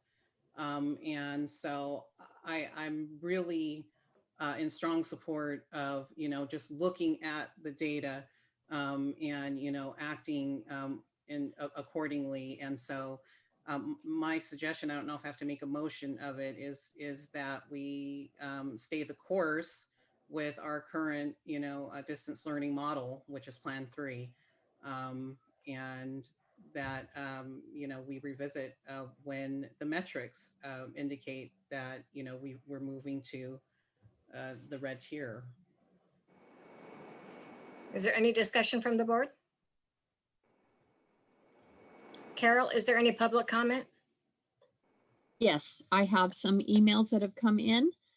This one is from James Anderson, and he says, what steps is the district taking to support the students' mental health while away from in-person schooling? What resources are available for students battling with lack of motivation, social despair, and depression? The next one I have is from Alicia. She says, please reopen after we have been in red tier for 14 days. And then I have another one from James Anderson. I'm concerned that the board is taking the closure too lightly. It seems that because the teachers are vulnerable, there is no option to open. What about younger teachers' aides helping in the classroom? It feels like the board has just given up. What other options are available to open up? Kids' mental health is seriously at risk. That is all I have. I do see that Nancy Anderson has her hand raised. I do have a comment. We do not take this lightly. And I'm just going to be blunt. Why would we put a substitute or an aide in a classroom when a teacher or a student has been infected? We do not have enough substitutes to cover the amount of teachers it takes to replace for each classroom.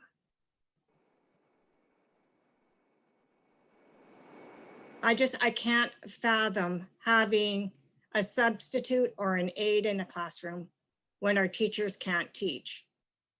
If we do not have enough substitutes, we will not have a school to go to. Thank you. Mrs. Anderson, did you have to say something?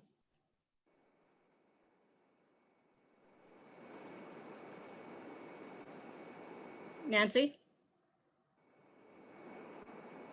Sorry. Just to add to what you said, that was one of our main concerns in the beginning. There's just flat, not enough substitutes to go around. No matter what we do, we're not going to get enough. Not when the whole school goes on lockdown or isolation. And other schools have been shut down because of it. So I think it's better just to leave them off the track than tell a child that you're going back to school and then a week later shutting it back down again. I just think that would be horrible for a child.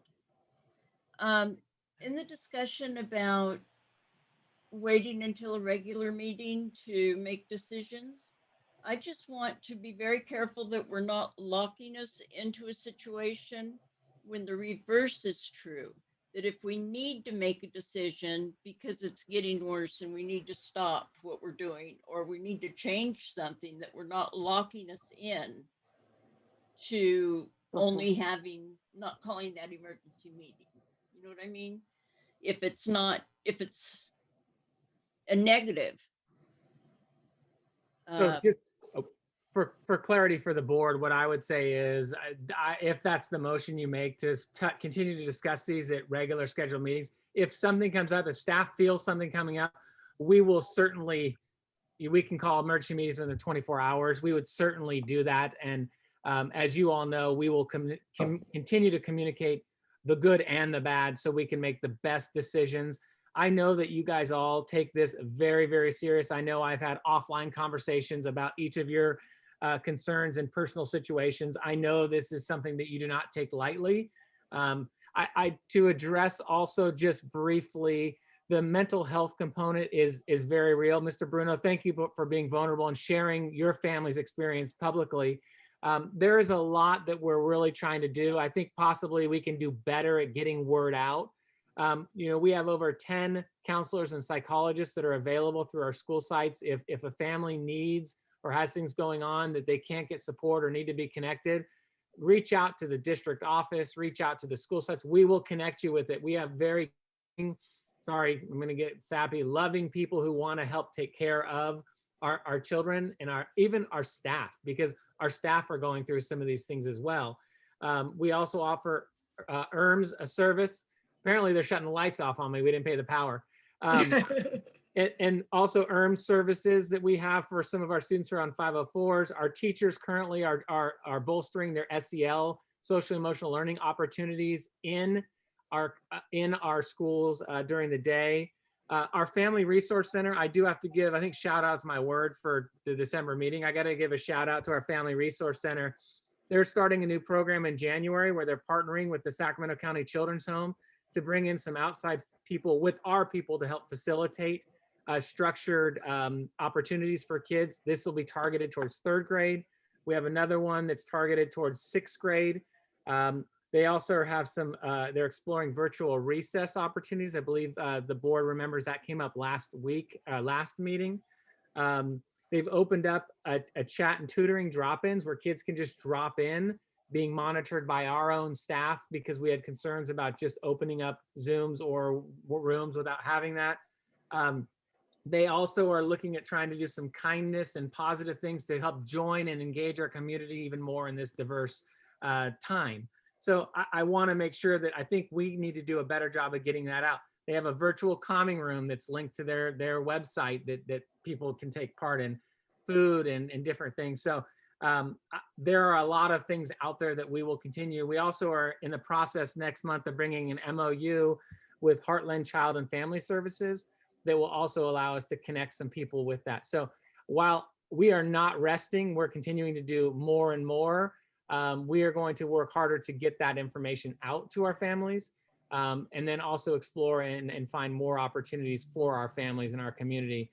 But I will echo one last time, please reach out to us if there's something that you need. If we can't provide it, we have some very talented people that will connect you with what you need. Anyway, thank you, Ms. Pope. Yes, thank you. Mr. Lair, sorry. Mr. Lair, is there links on the website or our Facebook page to the items you just mentioned? There, as through the Family Resource Center or through the schools, the direct counseling and stuff like that would certainly be if you connect with our school sites or our district, we can connect you through curriculum instruction or Family Resource. Some of our counselors are more than willing to be a part of that. So yes. Very good. Thank you, sir. Yes, Dr. Lee, did you have something? I did. Oh, I'm sorry. I just wanted to say that I do take the mental health and emotional impact of this decision very, very seriously. But I feel that the way to address that is not to reopen prematurely, but instead to do things such as what Superintendent Lair was just saying, where we're finding ways to try to help with that situation. I think the district could do a better job than we have done about getting the word out about what programs are available.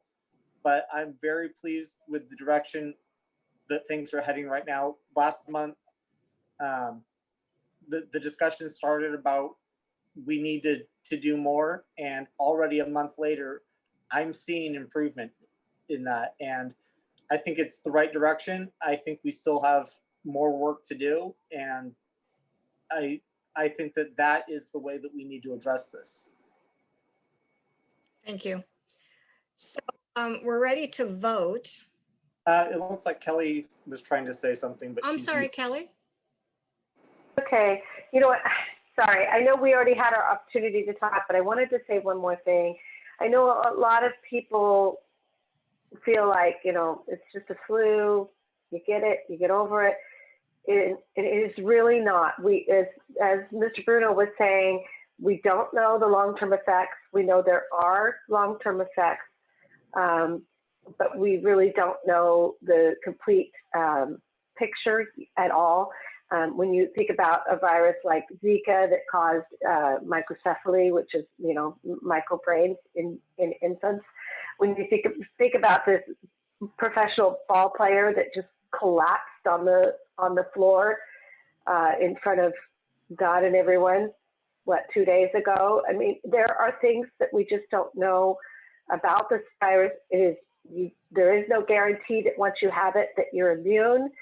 The death rates are far, far higher than flu.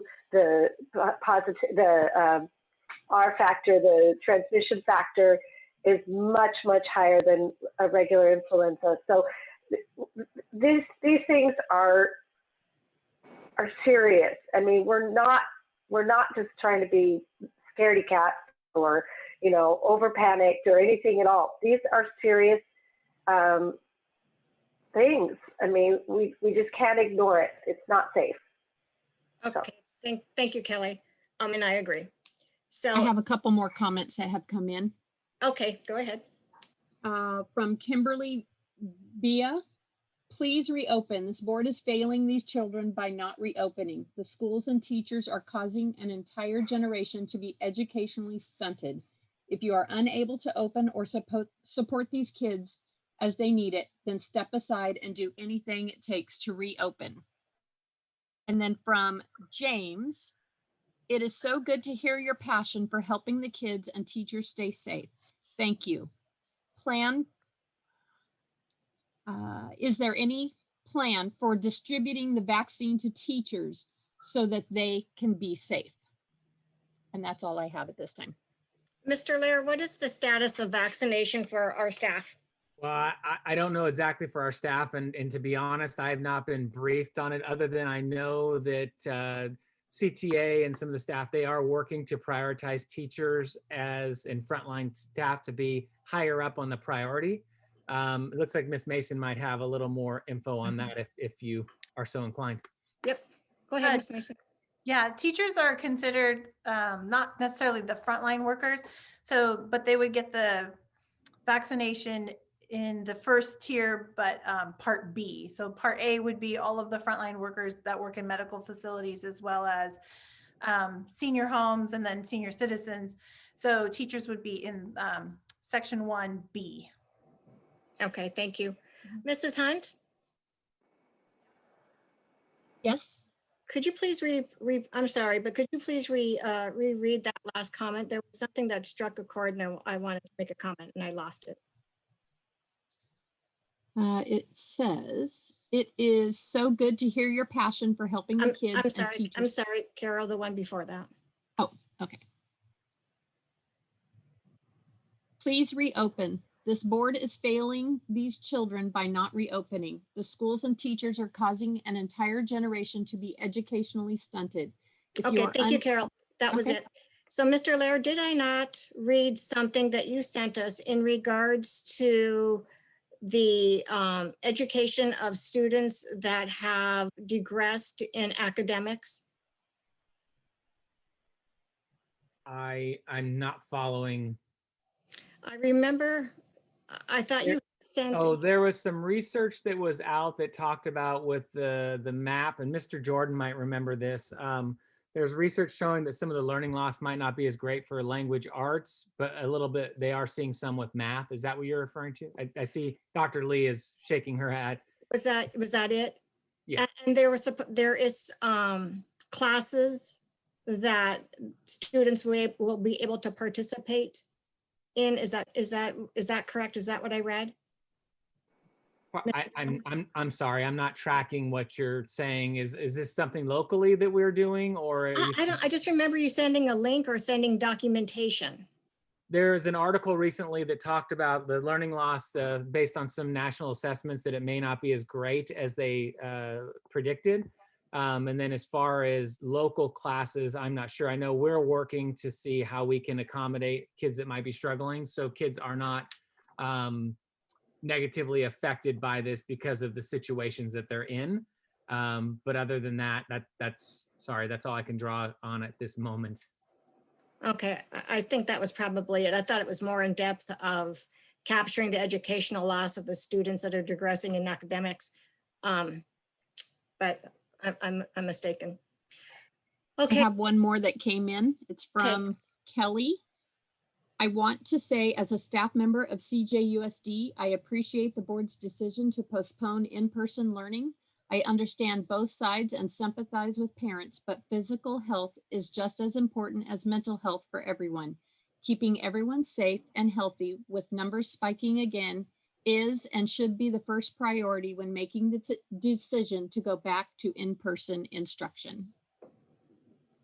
Thank you, Carol. You're welcome. Thank you, Carol.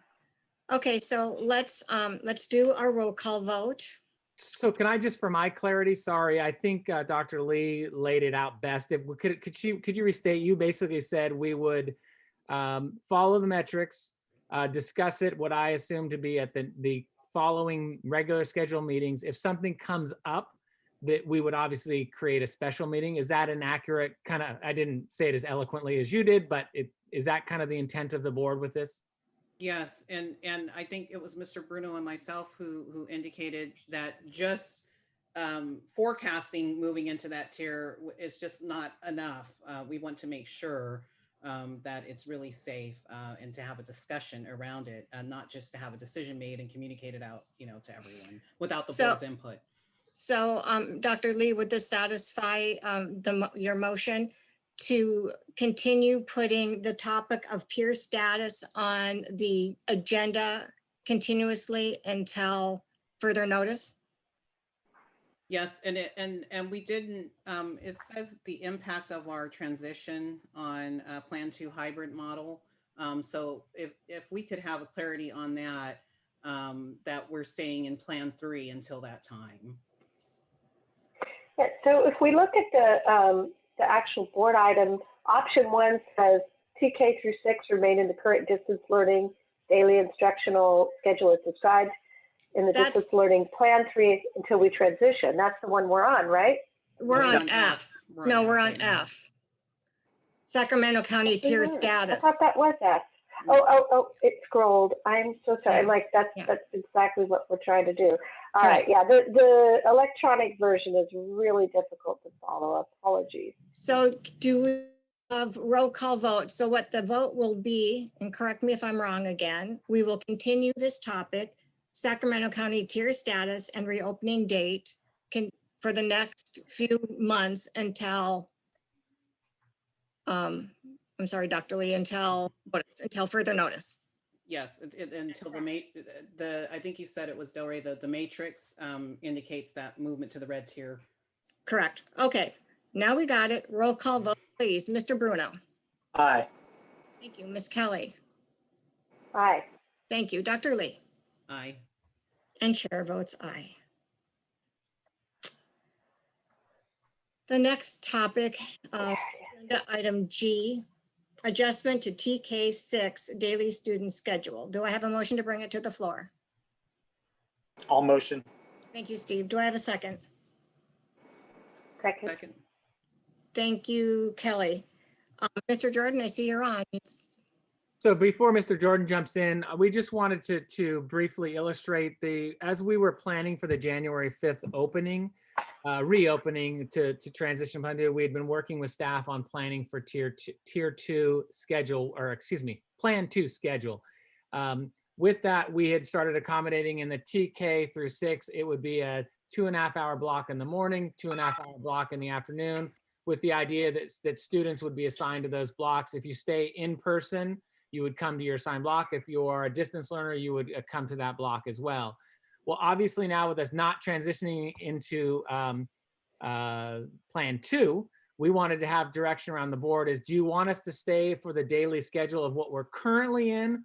Or would you like us to transition to the 2.5 hours AM PM type model? Because we had heard from the board in the past that you had heard from community that we would like to see more time face-to-face with the students. So that sets up where Mr. Jordan's going to kind of review briefly with you guys what those two options are, and then facilitate a discussion if that works for you. Please.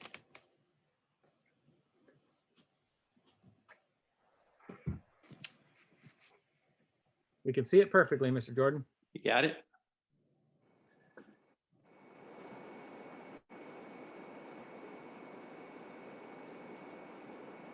All right, can you hear me okay? Is my audio still on? Yes, sir. Good, my Bluetooth connection was getting a little wonky on me there for a minute. All right, so what we're gonna talk about, as Mr. Lair said, is when we return back on January 5th, we will be in a distance learning model. What is the will of the board in terms of what that will look like? And for clarity, we're talking about TK through grade 6 at this particular time for this particular presentation. So, of course, now it's not, there we go. We have 3 options that we are looking at. One is an AM PM groups. That's the 2.5 hours in the morning, 2.5 hours in the afternoon. I'm going to explain each one of these models here in just a moment. That's option 1. Option 2 would be we remain in our current distance learning Plan 3 model, which is at the TK through 6 level, at least 1 hour of online time with students. And then there's other services that go along. Again, I'll explain that. And then option 3 would be if there's something that the board has thought of that we have not thought of, then obviously we'd want to entertain that as well. Thank you, Mr. Jordan. So moving to the first option, the AM PM, this is the 2.5 hours online time. Here's what that would look like. Students would be participating in class Monday through Friday. All students in grades TK through 6 would be placed either in an AM or a PM workshop. And I'm sorry, I'm going off 2 screens here, so I'm looking at my screen. And now that I notice I'm not looking at the camera, is this going to mess it up? Can you still see the presentation? Nope. Ah, of course that messed it up. All right, let me go back here. Can you see it now? Yes, sir.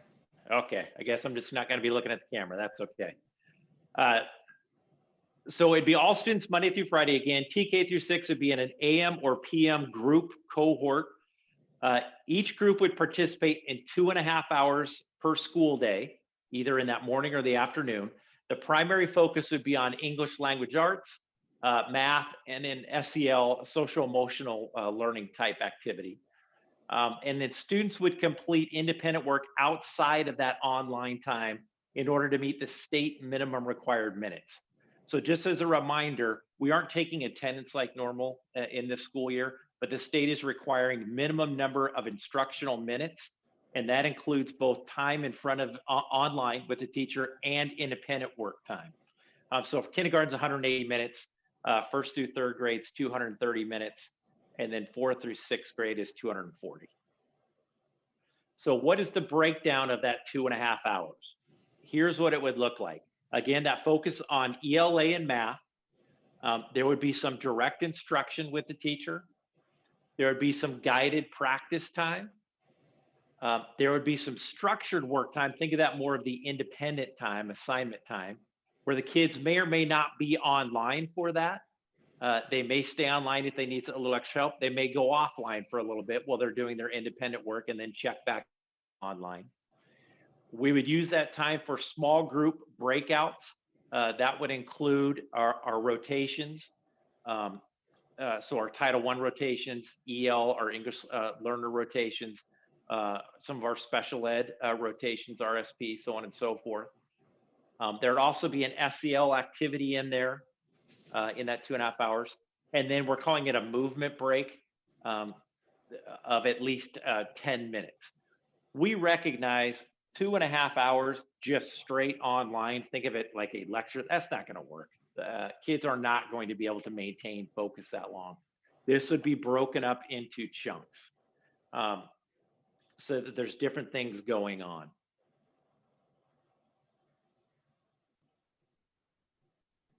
Excuse me, and then special ed services, due to the nature of the services that are involved there, that 2.5 hour time would not only include the ELA and math instruction and the independent work and small group work, but some one-on-one tutoring. Their speech services may be in there. Their occupational therapy services may be in there. ERMS, which is educationally related mental health services time. Well, we have students that have individual counseling time and group counseling time. That would be in there, so on and so forth. So that would be broken up, again, included in that 2.5 hour, not in addition to.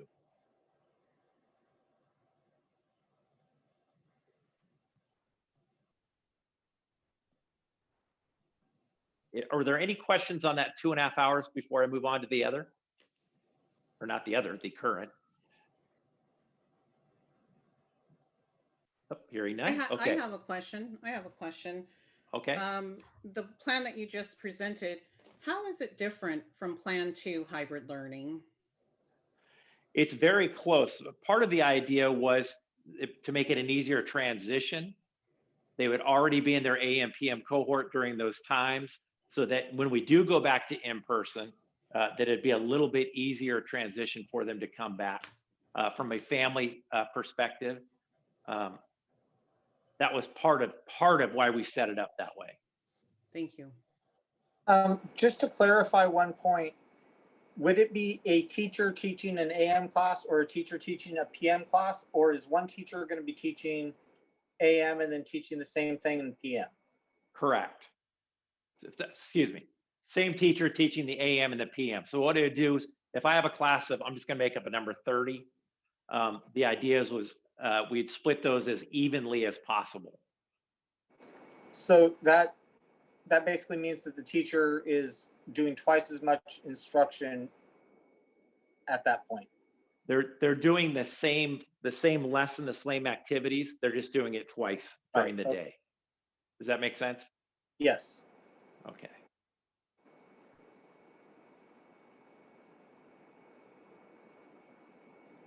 Just giving some wait time. All right, we'll move on to our current Plan 3 distance learning plan. Just as a reminder, it's at least 1 hour of online interaction per day with the teacher. And this includes a social emotional SEL learning activity. There are many teachers who are doing more than that, but it would be at least a minimum of that.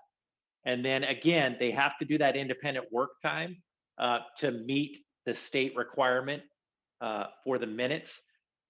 The time value of an independent assignment, according to the state in Senate Bill 98, is 100% determined by the teacher. So the teacher, let's say, I'm going to just make something up. It's a worksheet. On this worksheet, that teacher determines this is worth the time value of an hour or, you know, an hour and a half, whatever they determine, that's what the time value is. So that second option would be maintain what we are doing, continue, not maintain, continue what we are doing now. Obviously, there's pluses and minuses to both. 2.5 hours could be a long time for especially the younger kids, the TK through second, third grade. On the other hand, it is more time with the teacher, and the more time with the teacher, the better. That's kind of the philosophy we're coming from. That the more time that student has with for opportunities for one-on-one tutoring, for small group instruction, so on and so forth. Now, in addition to that, I'm not going to go through the rest of these slides. We'll share this out with you. I believe, Mr. Laird, did you already share this out with the board? I believe so, yes. Okay, if not, we'll make sure you get it out there. These are just the trainings and things that have gone on for teachers. They have been incredibly busy. I've heard repeatedly that it is much more difficult to be a classroom teacher right now than just being in class physically. So in my opinion, there's no validity to the argument that teachers are somehow sitting around doing nothing. That is just not true. They are working night and day. It's a hard job anyway to be a teacher. Right now, it is exponentially more difficult. So these are some of the professional development things that folks have gone through.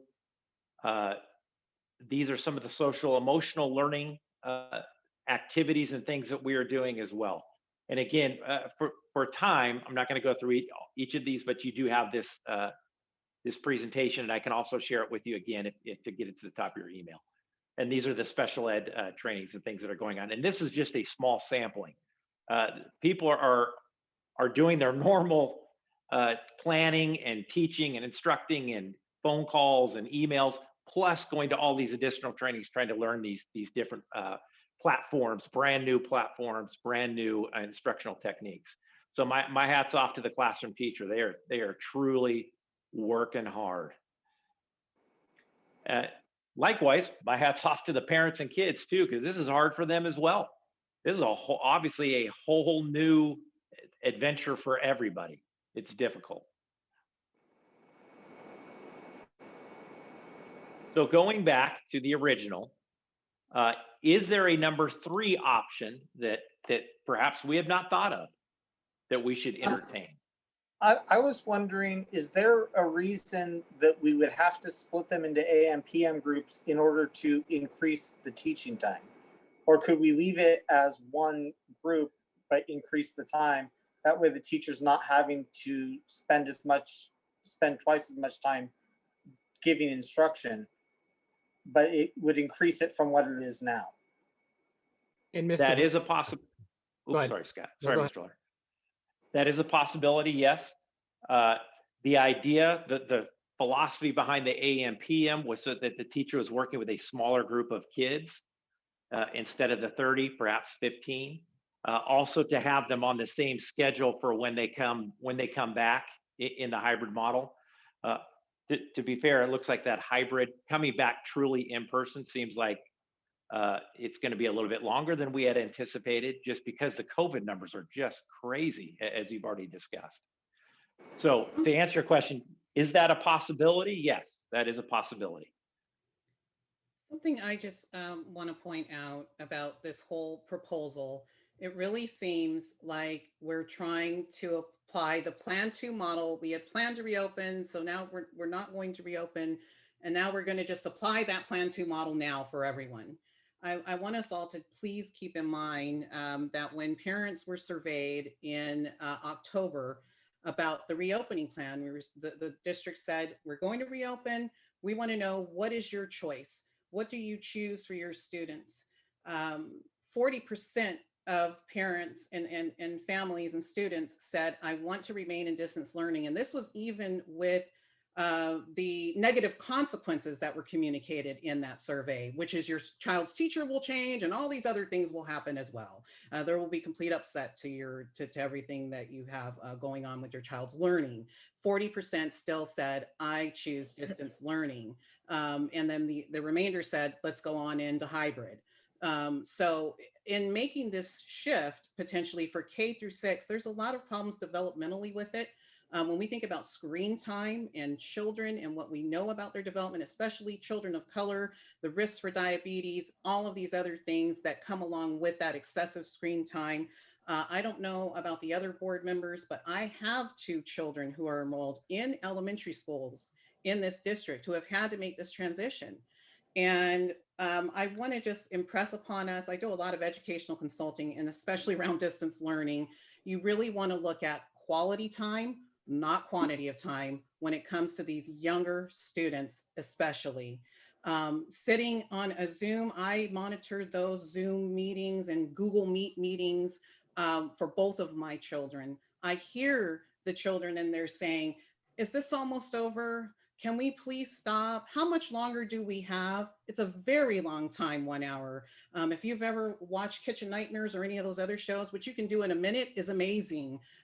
So really, it's a matter of getting the training and the supports that are needed so that we can maximize the time that they have with the students and not force upon those who chose distance learning and who would still choose it, even if the district was moving into that hybrid model, not forcing upon those younger students screen times that are going to be detrimental to their health and well-being. And frankly, that we haven't had the training to move to that block of time for that age group. So you may end up really taking what was a sane plan and making it into something very different by suddenly just shifting the schedules. What about families who have, arranged their work schedules to be able to accommodate these lessons and times for their younger children? You're in effect saying to them, well, we're just going to go ahead and shift it, even though we haven't met the criteria and we're not moving to hybrid learning. Now we're just going to require you to be there for a longer amount of time. And we haven't provided yet that training on how to maximize that time effectively, how to structure those schedules. And really, there's a lot of screen time already embedded in there. Not only do my children have the 1 hour lesson with their elementary teacher, and they're K through 3, that's their age levels. They have a 1 hour office hour opportunity. They have hours with specialists that kids are getting pulled out in. So some of our kids in these lower levels are already at 3 hours of screen time. And then you're going to top onto that an additional 2.5. It will get to be absurd. It's not something ended. I don't see a reason to do that at this level. And I just think it's developmentally unsound to even suggest it. Lee, prior to you coming to the board, the past board did receive several emails from parents stating that if we continue continue distance learning, they wish to have more time with the teachers. And so that's why we came up, or not we, Mr. Jordan and staff came up with the 2.5 hours, because the request from parents was to simulate as much as possible in-class instruction while in distance learning. Not from this parent and not from the parents I've heard from. Those of us who selected, distance learning, we weren't asking to have a hybrid model applied to that. And two, I think it's a very unhealthy thing to do. I don't think the training has been provided and the support has been provided that would be needed to implement that kind of a schedule. The plans Training. certainly haven't been shown to me. I'd like to see them. Training for staff is what you're saying? For certificated staff, for teaching staff to do that. It's an art to teach online. And this is coming from someone who's trained teachers in distance education and distance learning for many years, almost 20. So I take great caution with that. I think that there's this idea that more is better, but at this grade level and age level, the attention spans of the students, the needs of the students, they are being more than met. And I think some of the feedback that the board's been hearing from community members has led to the positive changes we've seen in the schools as far as really starting to now pull out those Title I students, because before they weren't really receiving those services, pulling out our English language learners, our special education students, and providing them with the services that they need and the one-to-one engagement that they need. I see those structures being put up and being built in. So the question is, how much is enough? And I think that at our current time and the current level and the load that's on teachers and students, is significant. And I just don't want to see us thinking that more is better, because it truly is not. Quality time and engagement is what we really need to see. And those who need more, I see so many opportunities there available for my students and for my family. If I choose to engage in them, they're rolling out, and they have been rolling out. And so I don't see why we would just say it's a new year, we're going to shift this instructional schedule when we haven't met the criteria to enter into Plan 2. And if we're entering into Plan 2, we should give those folks who said, I want that 40% who said, I want distance learning, that opportunity to have their same schedules and to honor what we've already established with them. Before you talk, Vanessa, Mr. Jordan, did our staff provide training to increase to 2.5? Was there any training that is needed, or have we provided any training for staff? Not specific to 2.5 hours, that exact time block, no. Okay. No, as I showed the other, I'm sorry, I didn't mean to cut you off. Go ahead.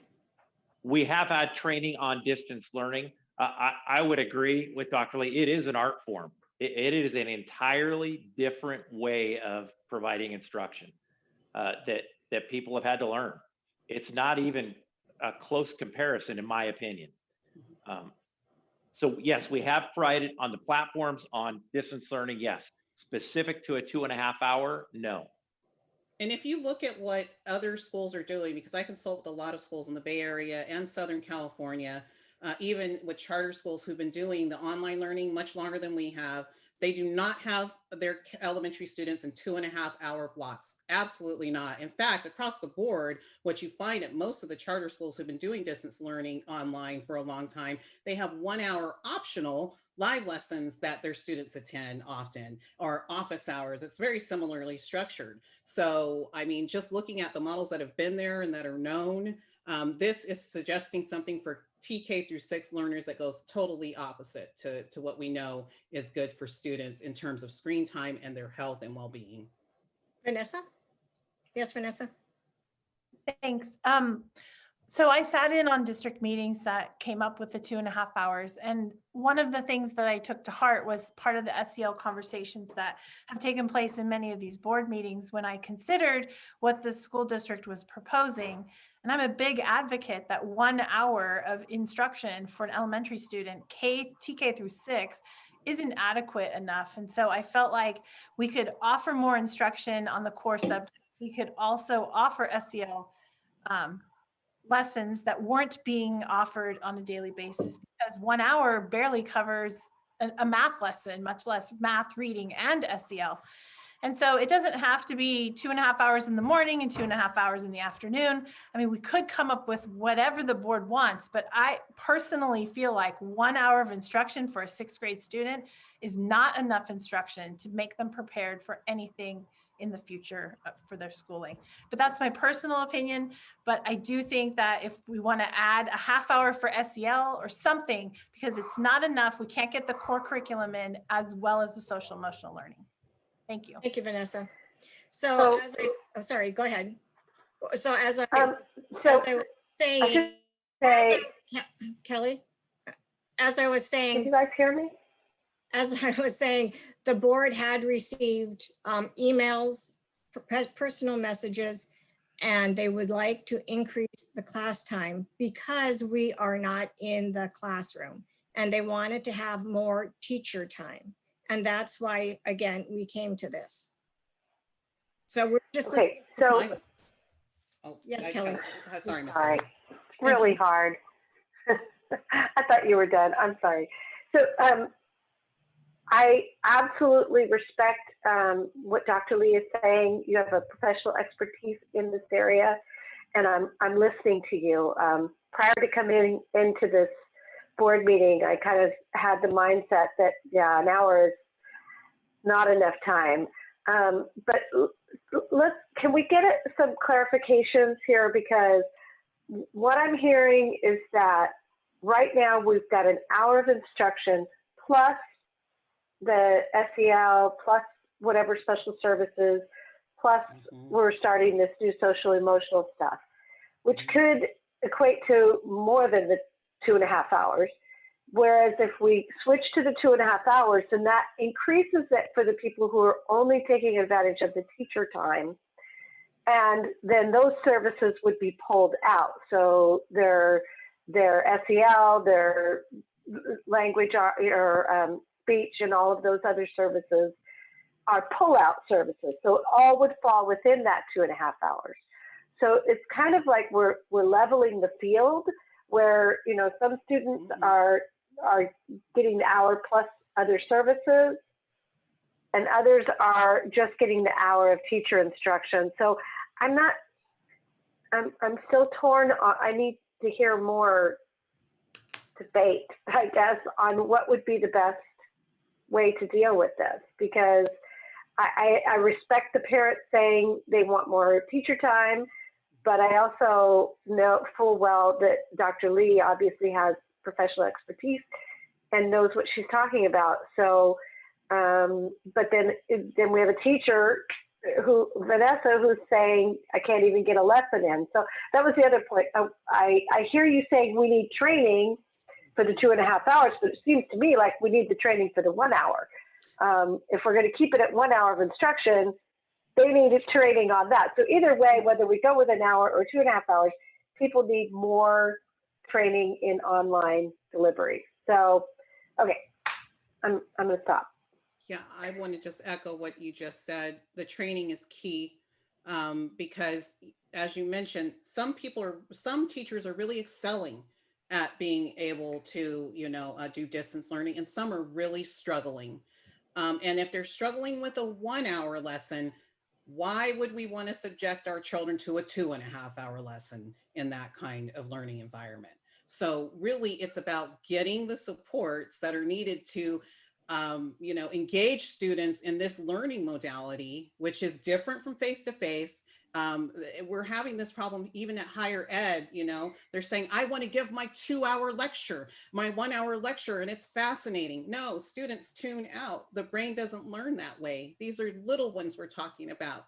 And so we have to be very careful with the schedule, the sanity of the schedule, how it flows in that child's day, and the training that educator has to be able to structure that time effectively. We haven't given that or provided that yet. And so we need to do that before we talk about putting in even more time. Mr. Bruno, did you have something to say? I have a question for Mr. Jordan. I've heard from parents that feel that 1 hour is not enough time. And I've heard from parents who feel that 1 hour is like pulling teeth. If we did move to 2.5 hour blocks, is there any accommodation for those who find that to be a challenge? So I want to make sure, Dan, I'm sorry. Could there be accommodations? Yes, there's going to be kids every day is going to be different. And I agree with Dr. Lee on this. There's going to be days they're not going to be able to handle 2.5 hours. It's not going to happen, especially the younger ones. And other days they're going to be able to focus more. That's just kind of the rhythm of kids. So could there be some accommodations put in there? Yes. And what was the first part of your question? I apologize. I think you had two parts there. I was just saying that I've heard from parents that feel that they need more time than we're giving now. Yes. And I've heard from parents who think that what we're asking now is a lot. So I was just wondering, you know, if we did increase it, how do we accommodate those who are already struggling at 1 hour? Right. There is certainly not a perfect plan out there. There is certainly, we're trying to do a one size fits all, which it isn't work. It does not work. I would agree with that. I have 2 kids of my own. One can handle, she can be on all day online. The other, we went into independent study for that very reason. Being online in Zoom meetings all day is not going to work. It's not his personality. So we would have to make some adjustments in that 2.5 hours, depending on the kid. Yes. If we have a student who is truly been diagnosed with ADHD, for example, sitting for 2.5 hours is torturous. Honestly, sitting for an hour is a long time for that kid. So there's going to have to be some adjustments. Yes.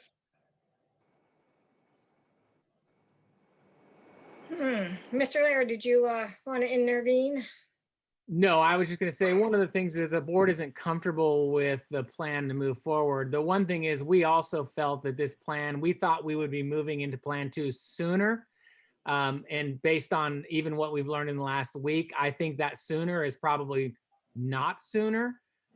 So if there's things that we want as a district to perfect, I guess you could say, or improve, I would say we have some more time. We really were trying to accommodate the improvement of trying to get more time in front of the teachers. And Dr. Lee made some great points. I've also heard from community that's not enough, but I think Mike and Mr. Bruno hit on it. There's not a one size fits all for every student. And we're good at that when they're in person, but we're in a whole new environment right now where it's out of person. That's not the right word. You know what I mean? Distance learning. And so that has posed some more challenges. I think we have provided a lot of staff development, but I think we can always do more. It's just finding the time to do it in the current schedule is even more challenging than ever before. People are beat and then they go to get back on and they get trained on Zoom. So this is one that we've wrestled with as well. We see both sides of it. And perhaps maybe what we should do is come back to the drawing board for leave things as they are. And then come back and talk through this a little bit more, because I think we could be in this a month or more longer than we even anticipated. And I'm not trying to take from Mr. Jordan's department there, but I don't know if he would concur with that or not. I would, yes. I think families are in a rhythm right now. It's not a perfect rhythm, but to disrupt that rhythm might be more of a detriment than it's worth for getting more hours. There are certainly opportunities to do more hours, such as office hours. That not every kid has to go to office hours. Some are going religiously, and others are not taking it. They're not going at all, and that's okay. That's more of a flex time. That's the one thing you give up in the 2.5 hours. You don't have that office hours flex time. There's some good things to that flex time where you get the smaller. I still believe that smaller 1 or 2 or 3 students to one teacher, whether it's virtual or in person, it is a better experience in terms of able to get across whatever the teacher is trying to get across. And that's where that office hours is valuable. And that's where a little bit smaller class time is valuable.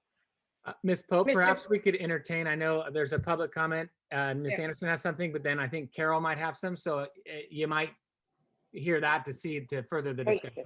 Yeah, Mr. Bruno had something to say though. Oh, sorry. I just wanted to say regarding the comment that we've heard from 40% of the families that want to remain in distance learning.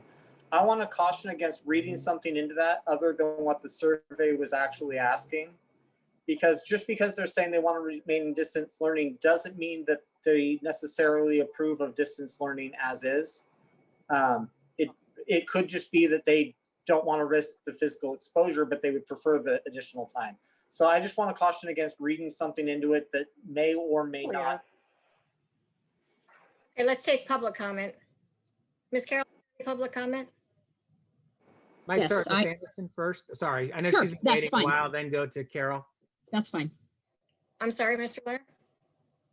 I just know Miss Anderson's hand's been up over there for comment, so I don't know if that, and then go to continue with public comment. Mrs. Anderson is it public comment, right? Right. Okay, go ahead. I just wanted to address Dr. Lee's concerns with some of the younger children. I know my grandson is in first grade this year, and he's autistic. He has some issues with that, but he is begging to have more time. He just thrives on it. He's an only child, and I think maybe that's where some of the differences are, whether there's other kids to play with at home or not, and things to keep them busy. And believe me, this kid's got a ton of stuff, thrown at him every day that it's a challenge that he loves. He just loves to learn. I think we can reach a happy medium for those kids who need challenge and those who maybe not so much, where they're not required to be there. And one of the concerns I think you were addressing, Del Rey, with the kids who aren't quite clicking with the program, when we come back from this to a regular classroom setting, we're not going to leave those kids out there dangling behind for the rest of their schooling. We're going to find them the help that they need to catch up. I know that it's not that the learning out there is not probably the best of the situations that they could have, but we're going to address it. We're going to figure out how to bring all those kids back up to speed, and kids are resilient. They're going to adjust. But somehow in between, we've got to do the best we can for each child, not just the ones who need more time or just the ones who need less time. We've got to figure out how to let those who want time get it and those who can't handle the time get it. Somewhere in the middle, or maybe an option of that extra hour a day if it's needed. Thank you, Mrs. Anderson. Is there any other public comment, Carol? Yes, I have several emails. This one is from Brandy Ventitelli. She says, regarding action item G, with the continued increase in COVID cases in Sac County, we're not going to be able to return to campus on a hybrid schedule for quite some time. Due to this, it seems an unnecessary inconvenience to families to break classes into 2 cohorts at the elementary level. Teaching classes in 2.5-hour blocks each day virtually takes away the teacher's ability to work with students in small groups and collaborate with grade level colleagues. From Stephanie, I am currently working with my class for 4+ hours a day. I teach direct lessons with my whole class for 100 minutes, 1 hour and 40 minutes, math, language arts. Then I am doing small groups for more specific direct teaching for their individual needs, 30 minutes a day. In addition to teaching and small groups, I am in office hours where I am helping more kids for 90 minutes with their personal questions and needs with the assigned work in Google Classroom. That is a total of 4 hours. Going to 2.5 hours with half of my class and reteaching the same thing for another 2.5 hours is actually less teaching time than I am currently giving the majority of my students. I'd like to continue with the currently schedule we have been doing. From JM, it says, as a teacher in CJUSD, teaching 2.5 hours is not an issue at all. The issue is that currently it seems that we don't have enough time. Now you are proposing teaching 5 hours total per day. We will have no clear collaboration time, not to mention all the time it takes to plan in a distance learning environment and to grade assignments. If we are not returning to school physically, why are we disrupting their schedule for no reason? Since students are already suffering from isolation and depression, why are we splitting up the class community we worked so hard to build in a digital world? Let's wait to make that move once we are in the red tier for 2 weeks and students are returning in the physical classroom. The next one I have is from James. It says, I appreciate Dr. Lee's concern that teachers may not be completely comfortable with distance learning. My concern is that students are being given many hours of homework every day.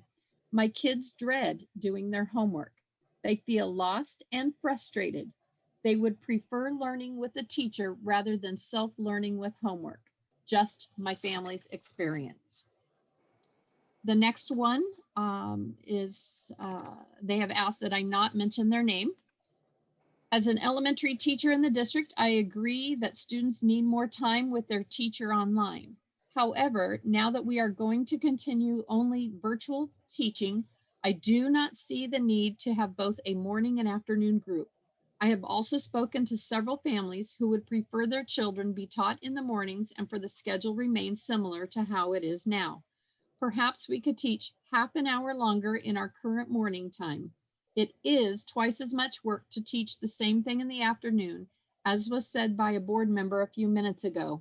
Also, I would like to see more training for teachers in lower elementary grades. The next one is from Stephanie. I think increasing the time from an hour to 2.5 hours is fine, but having 2.5 hour sessions teaching the same thing isn't necessary and doesn't allow for all the extra time I usually see the kids that want extra help.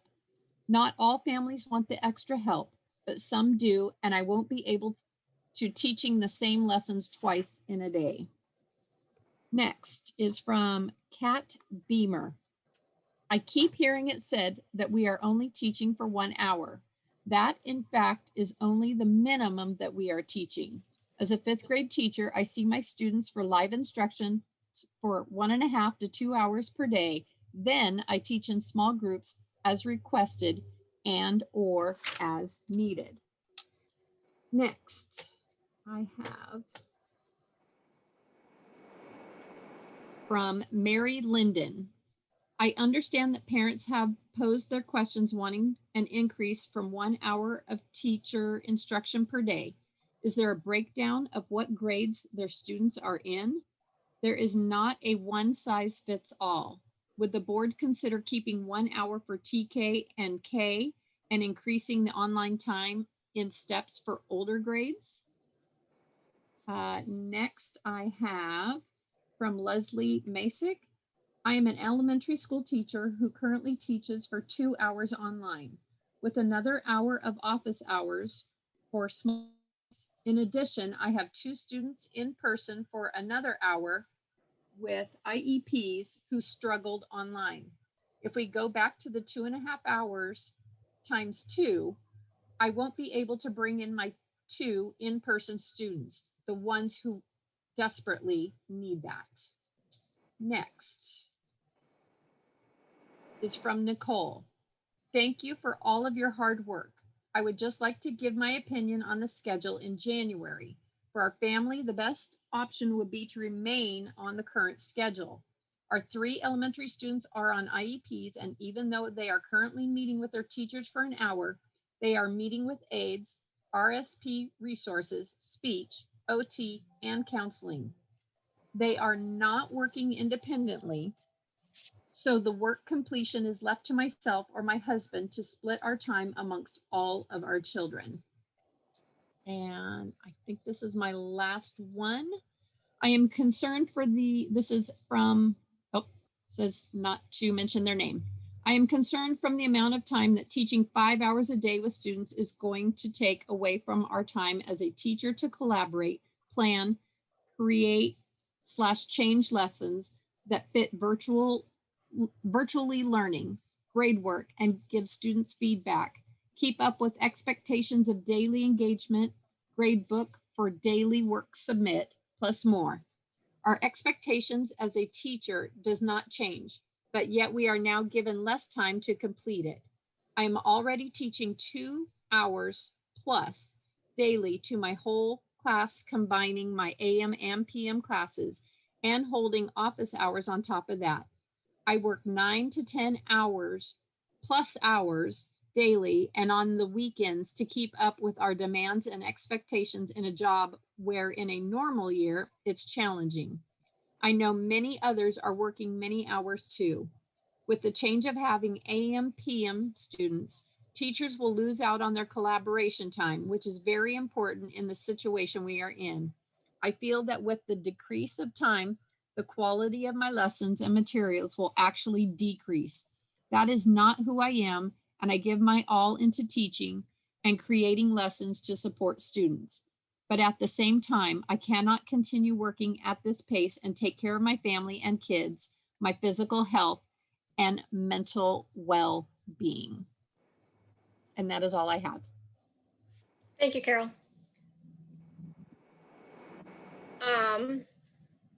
Do we want a table? Can I just make a motion? What's the motion? So I move to approve that we select option 1 to remain in TK, for TK and 6th through 6th grade to remain in the current distance learning daily instructional schedule as described in the distance learning plan 3 until we transition to an in-person plan 2 hybrid model, and then add that unless and until another acceptable plan is proposed and reviewed and approved. Mr. Jordan? Just for clarification, if I understand you right, you wanted to stay with what we're doing now, which is really option 2 on the Correct. on the presentation. You want to stay with the 1 hour.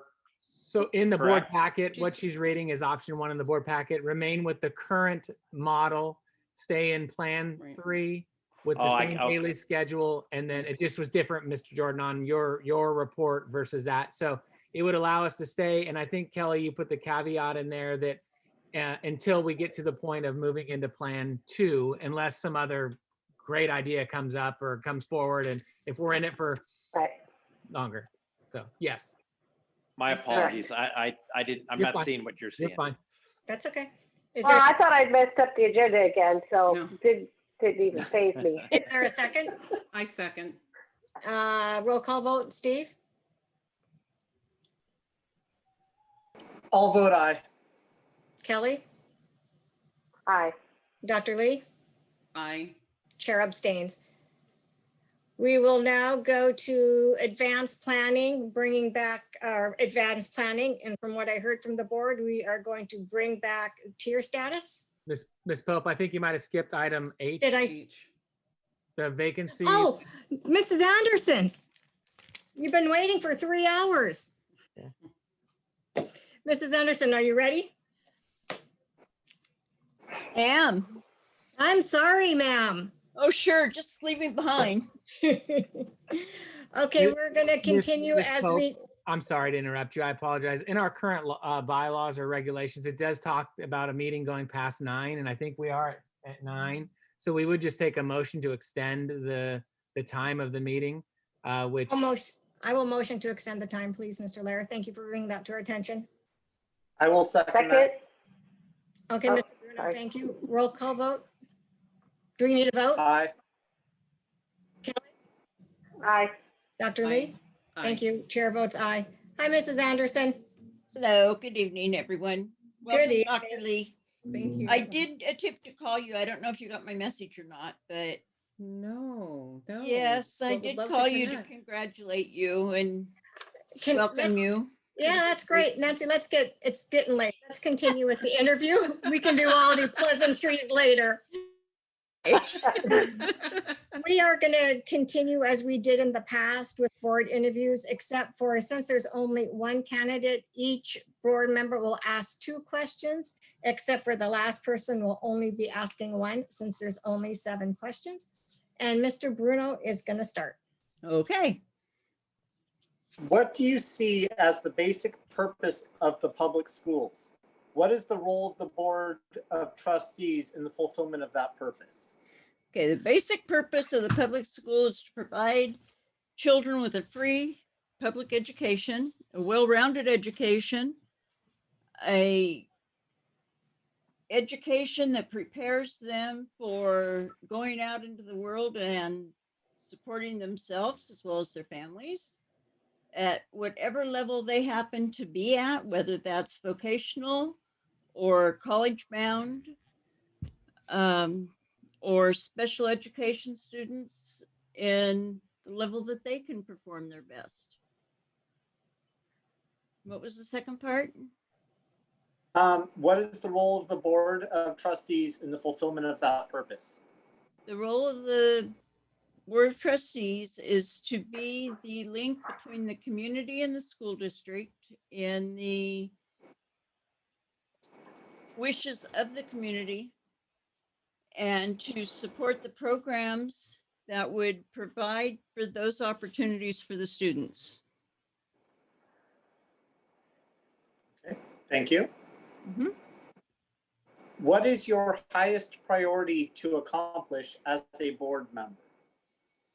My highest priority to accomplish would be to bring all of the different elements to students and teachers and staff to the greatest abilities that they have, bringing those out in staff and teachers and bringing students to the top of their ability. That's what I would try to do in a perfect world, would be have everybody functioning at the best of their abilities. Ms. Kelly? Okay. As a trustee, what do you see as your primary purpose or primary role? And the second part is, how would you fulfill that role? The primary purpose of a board member is to pass policies for the superintendent to enforce within the district and to hire the superintendent and allow him to enforce those policies, not to micromanage the district. My role in that is to support the superintendent and to support the administrators in the district and the decisions that they make, to guide the district in the issues that face the public and the link between the public and the schools. Does everybody understand what I mean by the link between the public and the schools?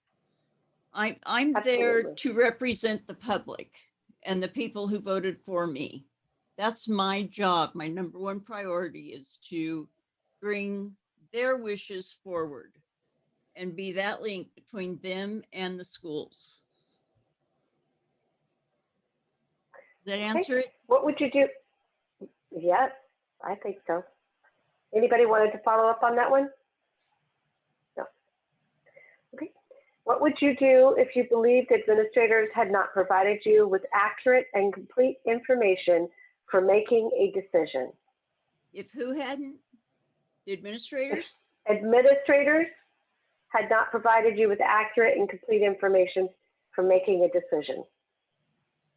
I would probably go to the superintendent and ask him the questions and allow him to take it forward and find out the answers to those questions.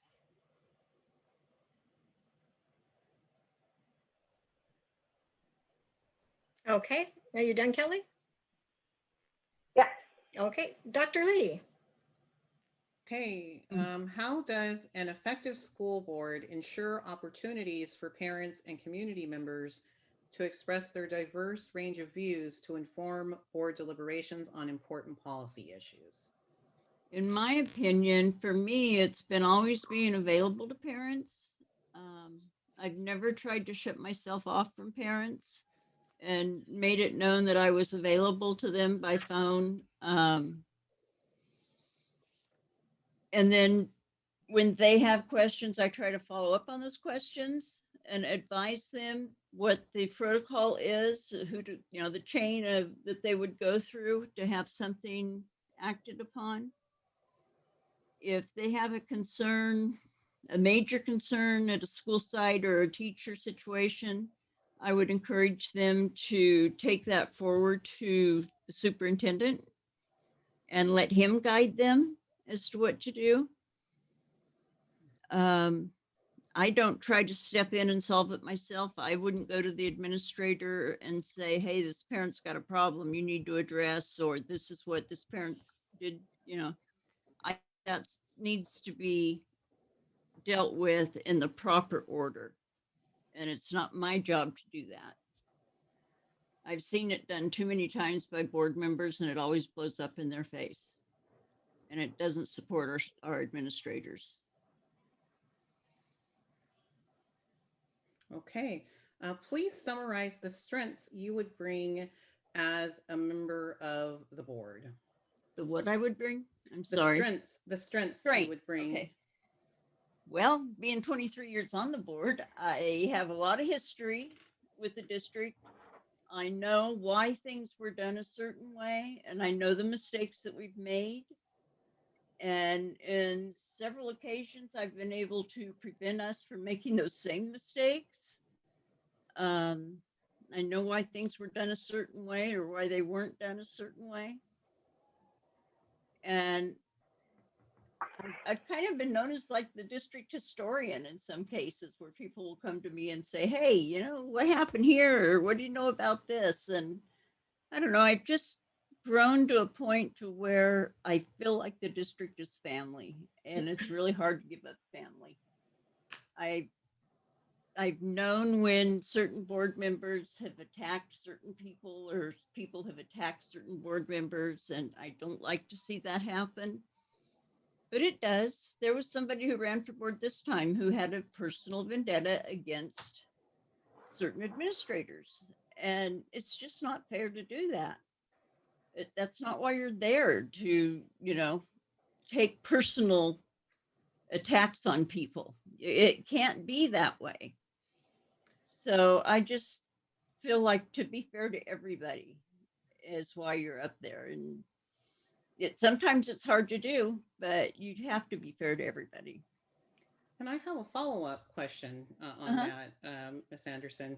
So you mentioned that, you know, your service of 23 years, you know, how do you avoid stagnation in terms of leadership for such a long reign of time? You know, how do you ensure that that you don't reach a sort of very cliquish or lack of diversity in terms of, you know, board members serving for such a long period? Should there be term limits? What are your thoughts on that? I think there's a constant flow of new information coming out and new knowledge that is presented with our schools. Our schools have the brightest people available in them, and we just have to tap into that knowledge. Our teachers have gone the extra 100 miles to bring programs to us when we're in the budget downfall years that there's no money for them, but we've started new programs that are top notch. In some cases, the only ones in the world. Our 911 program is fantastic. And that was brought to us by a teacher. We just have to open our ears and listen and embrace what they do bring to us and reward them for that. There's always something new to try if something's not working, and always room for improvement. Okay, Mrs. Anderson, one last question, please. Identify a recent board decision that you felt strongly about and describe how you would balance community concerns, student needs, state and federal law, staff considerations, and your personal values and beliefs to determine how to vote on the issue. Oh my goodness. I guess COVID gives us a pretty good run for our money in that department. It covers everything. And with COVID, it was a personal battle because of my grandson, and he attends Oak Hill, so he's in the district. And he's constantly having little emotional breakdowns because he's got no friends. There's no one to play with. He's scared to death that COVID's going to get him. Last night we were driving in my car and he had an emotional breakdown. Grandma, I don't want you to die. I don't know where that came from. I finally calmed him down and he says, thank you, Grandma. Thank you for saying that. You know, he's 6 years old. This kid shouldn't be dealing with stuff like that. But at the same time, I can't send him to school. If a child in his class passed away to COVID, you would ruin that kid for life. I mean, there's so many aspects of this thing that it's really hard to see through all of them and figure out where to go. Because no matter where you go, there's going to be an if or a what. And you just have to focus in on the better good for all of them. Now, no child would be okay if they took COVID home and grandma died. That would be something that would affect that child for the rest of their life. There's certain things like that that to me say we have schools closed. Otherwise, we're going to feel guilty for the rest of our lives, you know, for that child who did pass away. I don't want that responsibility. Our teachers were not ready to come back. I think that's a big issue. We can't force them. They have families too. They have older people living in their homes or children with immunity issues. I'm not about to force our teachers to come back at a time when we're at record, numbers. And as Dr. Lee said, the governor issued mass casualty, orders. You just really have to sit and think about all of the surrounding issues and then pray you make the best decisions that can be made. You're not fail-proof, but at least you made the best decisions that you thought were the best at the time. That's all you can do. Thank you, Mrs. Anderson. Mm-hmm. Is there any discussion by the board? I'll close my ears. No discussion? Okay, do I have a motion to appoint the candidate, Mrs. Nancy Anderson? So moved. I will second the motion and let's do a roll call vote. Mr. Bruno?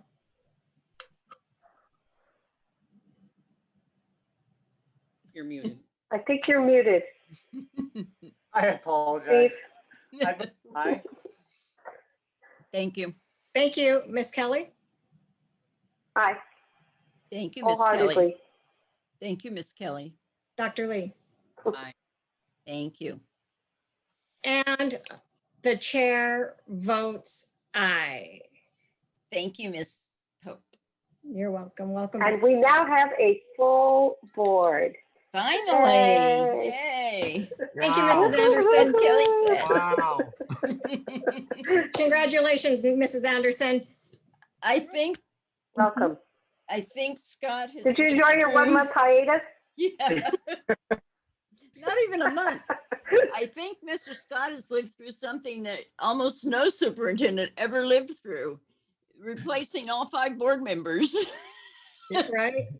In 6 Well, I months. wasn't replaced. Well, four out of Well, 5 and No. 4 out You of had 4 out of 5 5. in 6 months is that might be a world record, and I don't want to set it again. So you guys are all on the hook. Okay, let's close up this. Somebody better help me with my election in 2 years. That's all I have to say. Oh, then we get to run together again. Okay, let's close up advanced planning. So we're going to bring back the tier status, Sacramento County's tier status. We agreed to future date, which would be next board meeting would be Wednesday, January 20th, 2021. Thank goodness we're out of 20. We'll meet at 6 o'clock via Zoom or online until we can reconvene at Riles Middle School. And is there any other suggested board items? Okay, do I have a? Yes. Yes, ma'am. Actually, I am hoping that sometime in the near future that we could get a report on UDL, what it is, how long it's been around, what are the stats, how are we applying it, where are we applying it, and just kind of a yay team kind of a presentation. But I'm really interested in learning what we're doing with that, and that is Universal Design for Learning. Is that something we could add to the agenda? You betcha. And we can also make sure that, Kelly, we have done a lot of work with that. So I know Mr. Jordan and curriculum, they would love to highlight some of the stuff we did and we're doing and got stuck with. We integrated a lot with our MTSS, our multi-tiered system of supports. And so we would love to share and have that continued conversation. So thank you for bringing that one up. Very good, Kelly. Yeah, and the second thing was I was kind of hoping to have a bigger discussion about SEL, but I don't know if we're ready for that yet.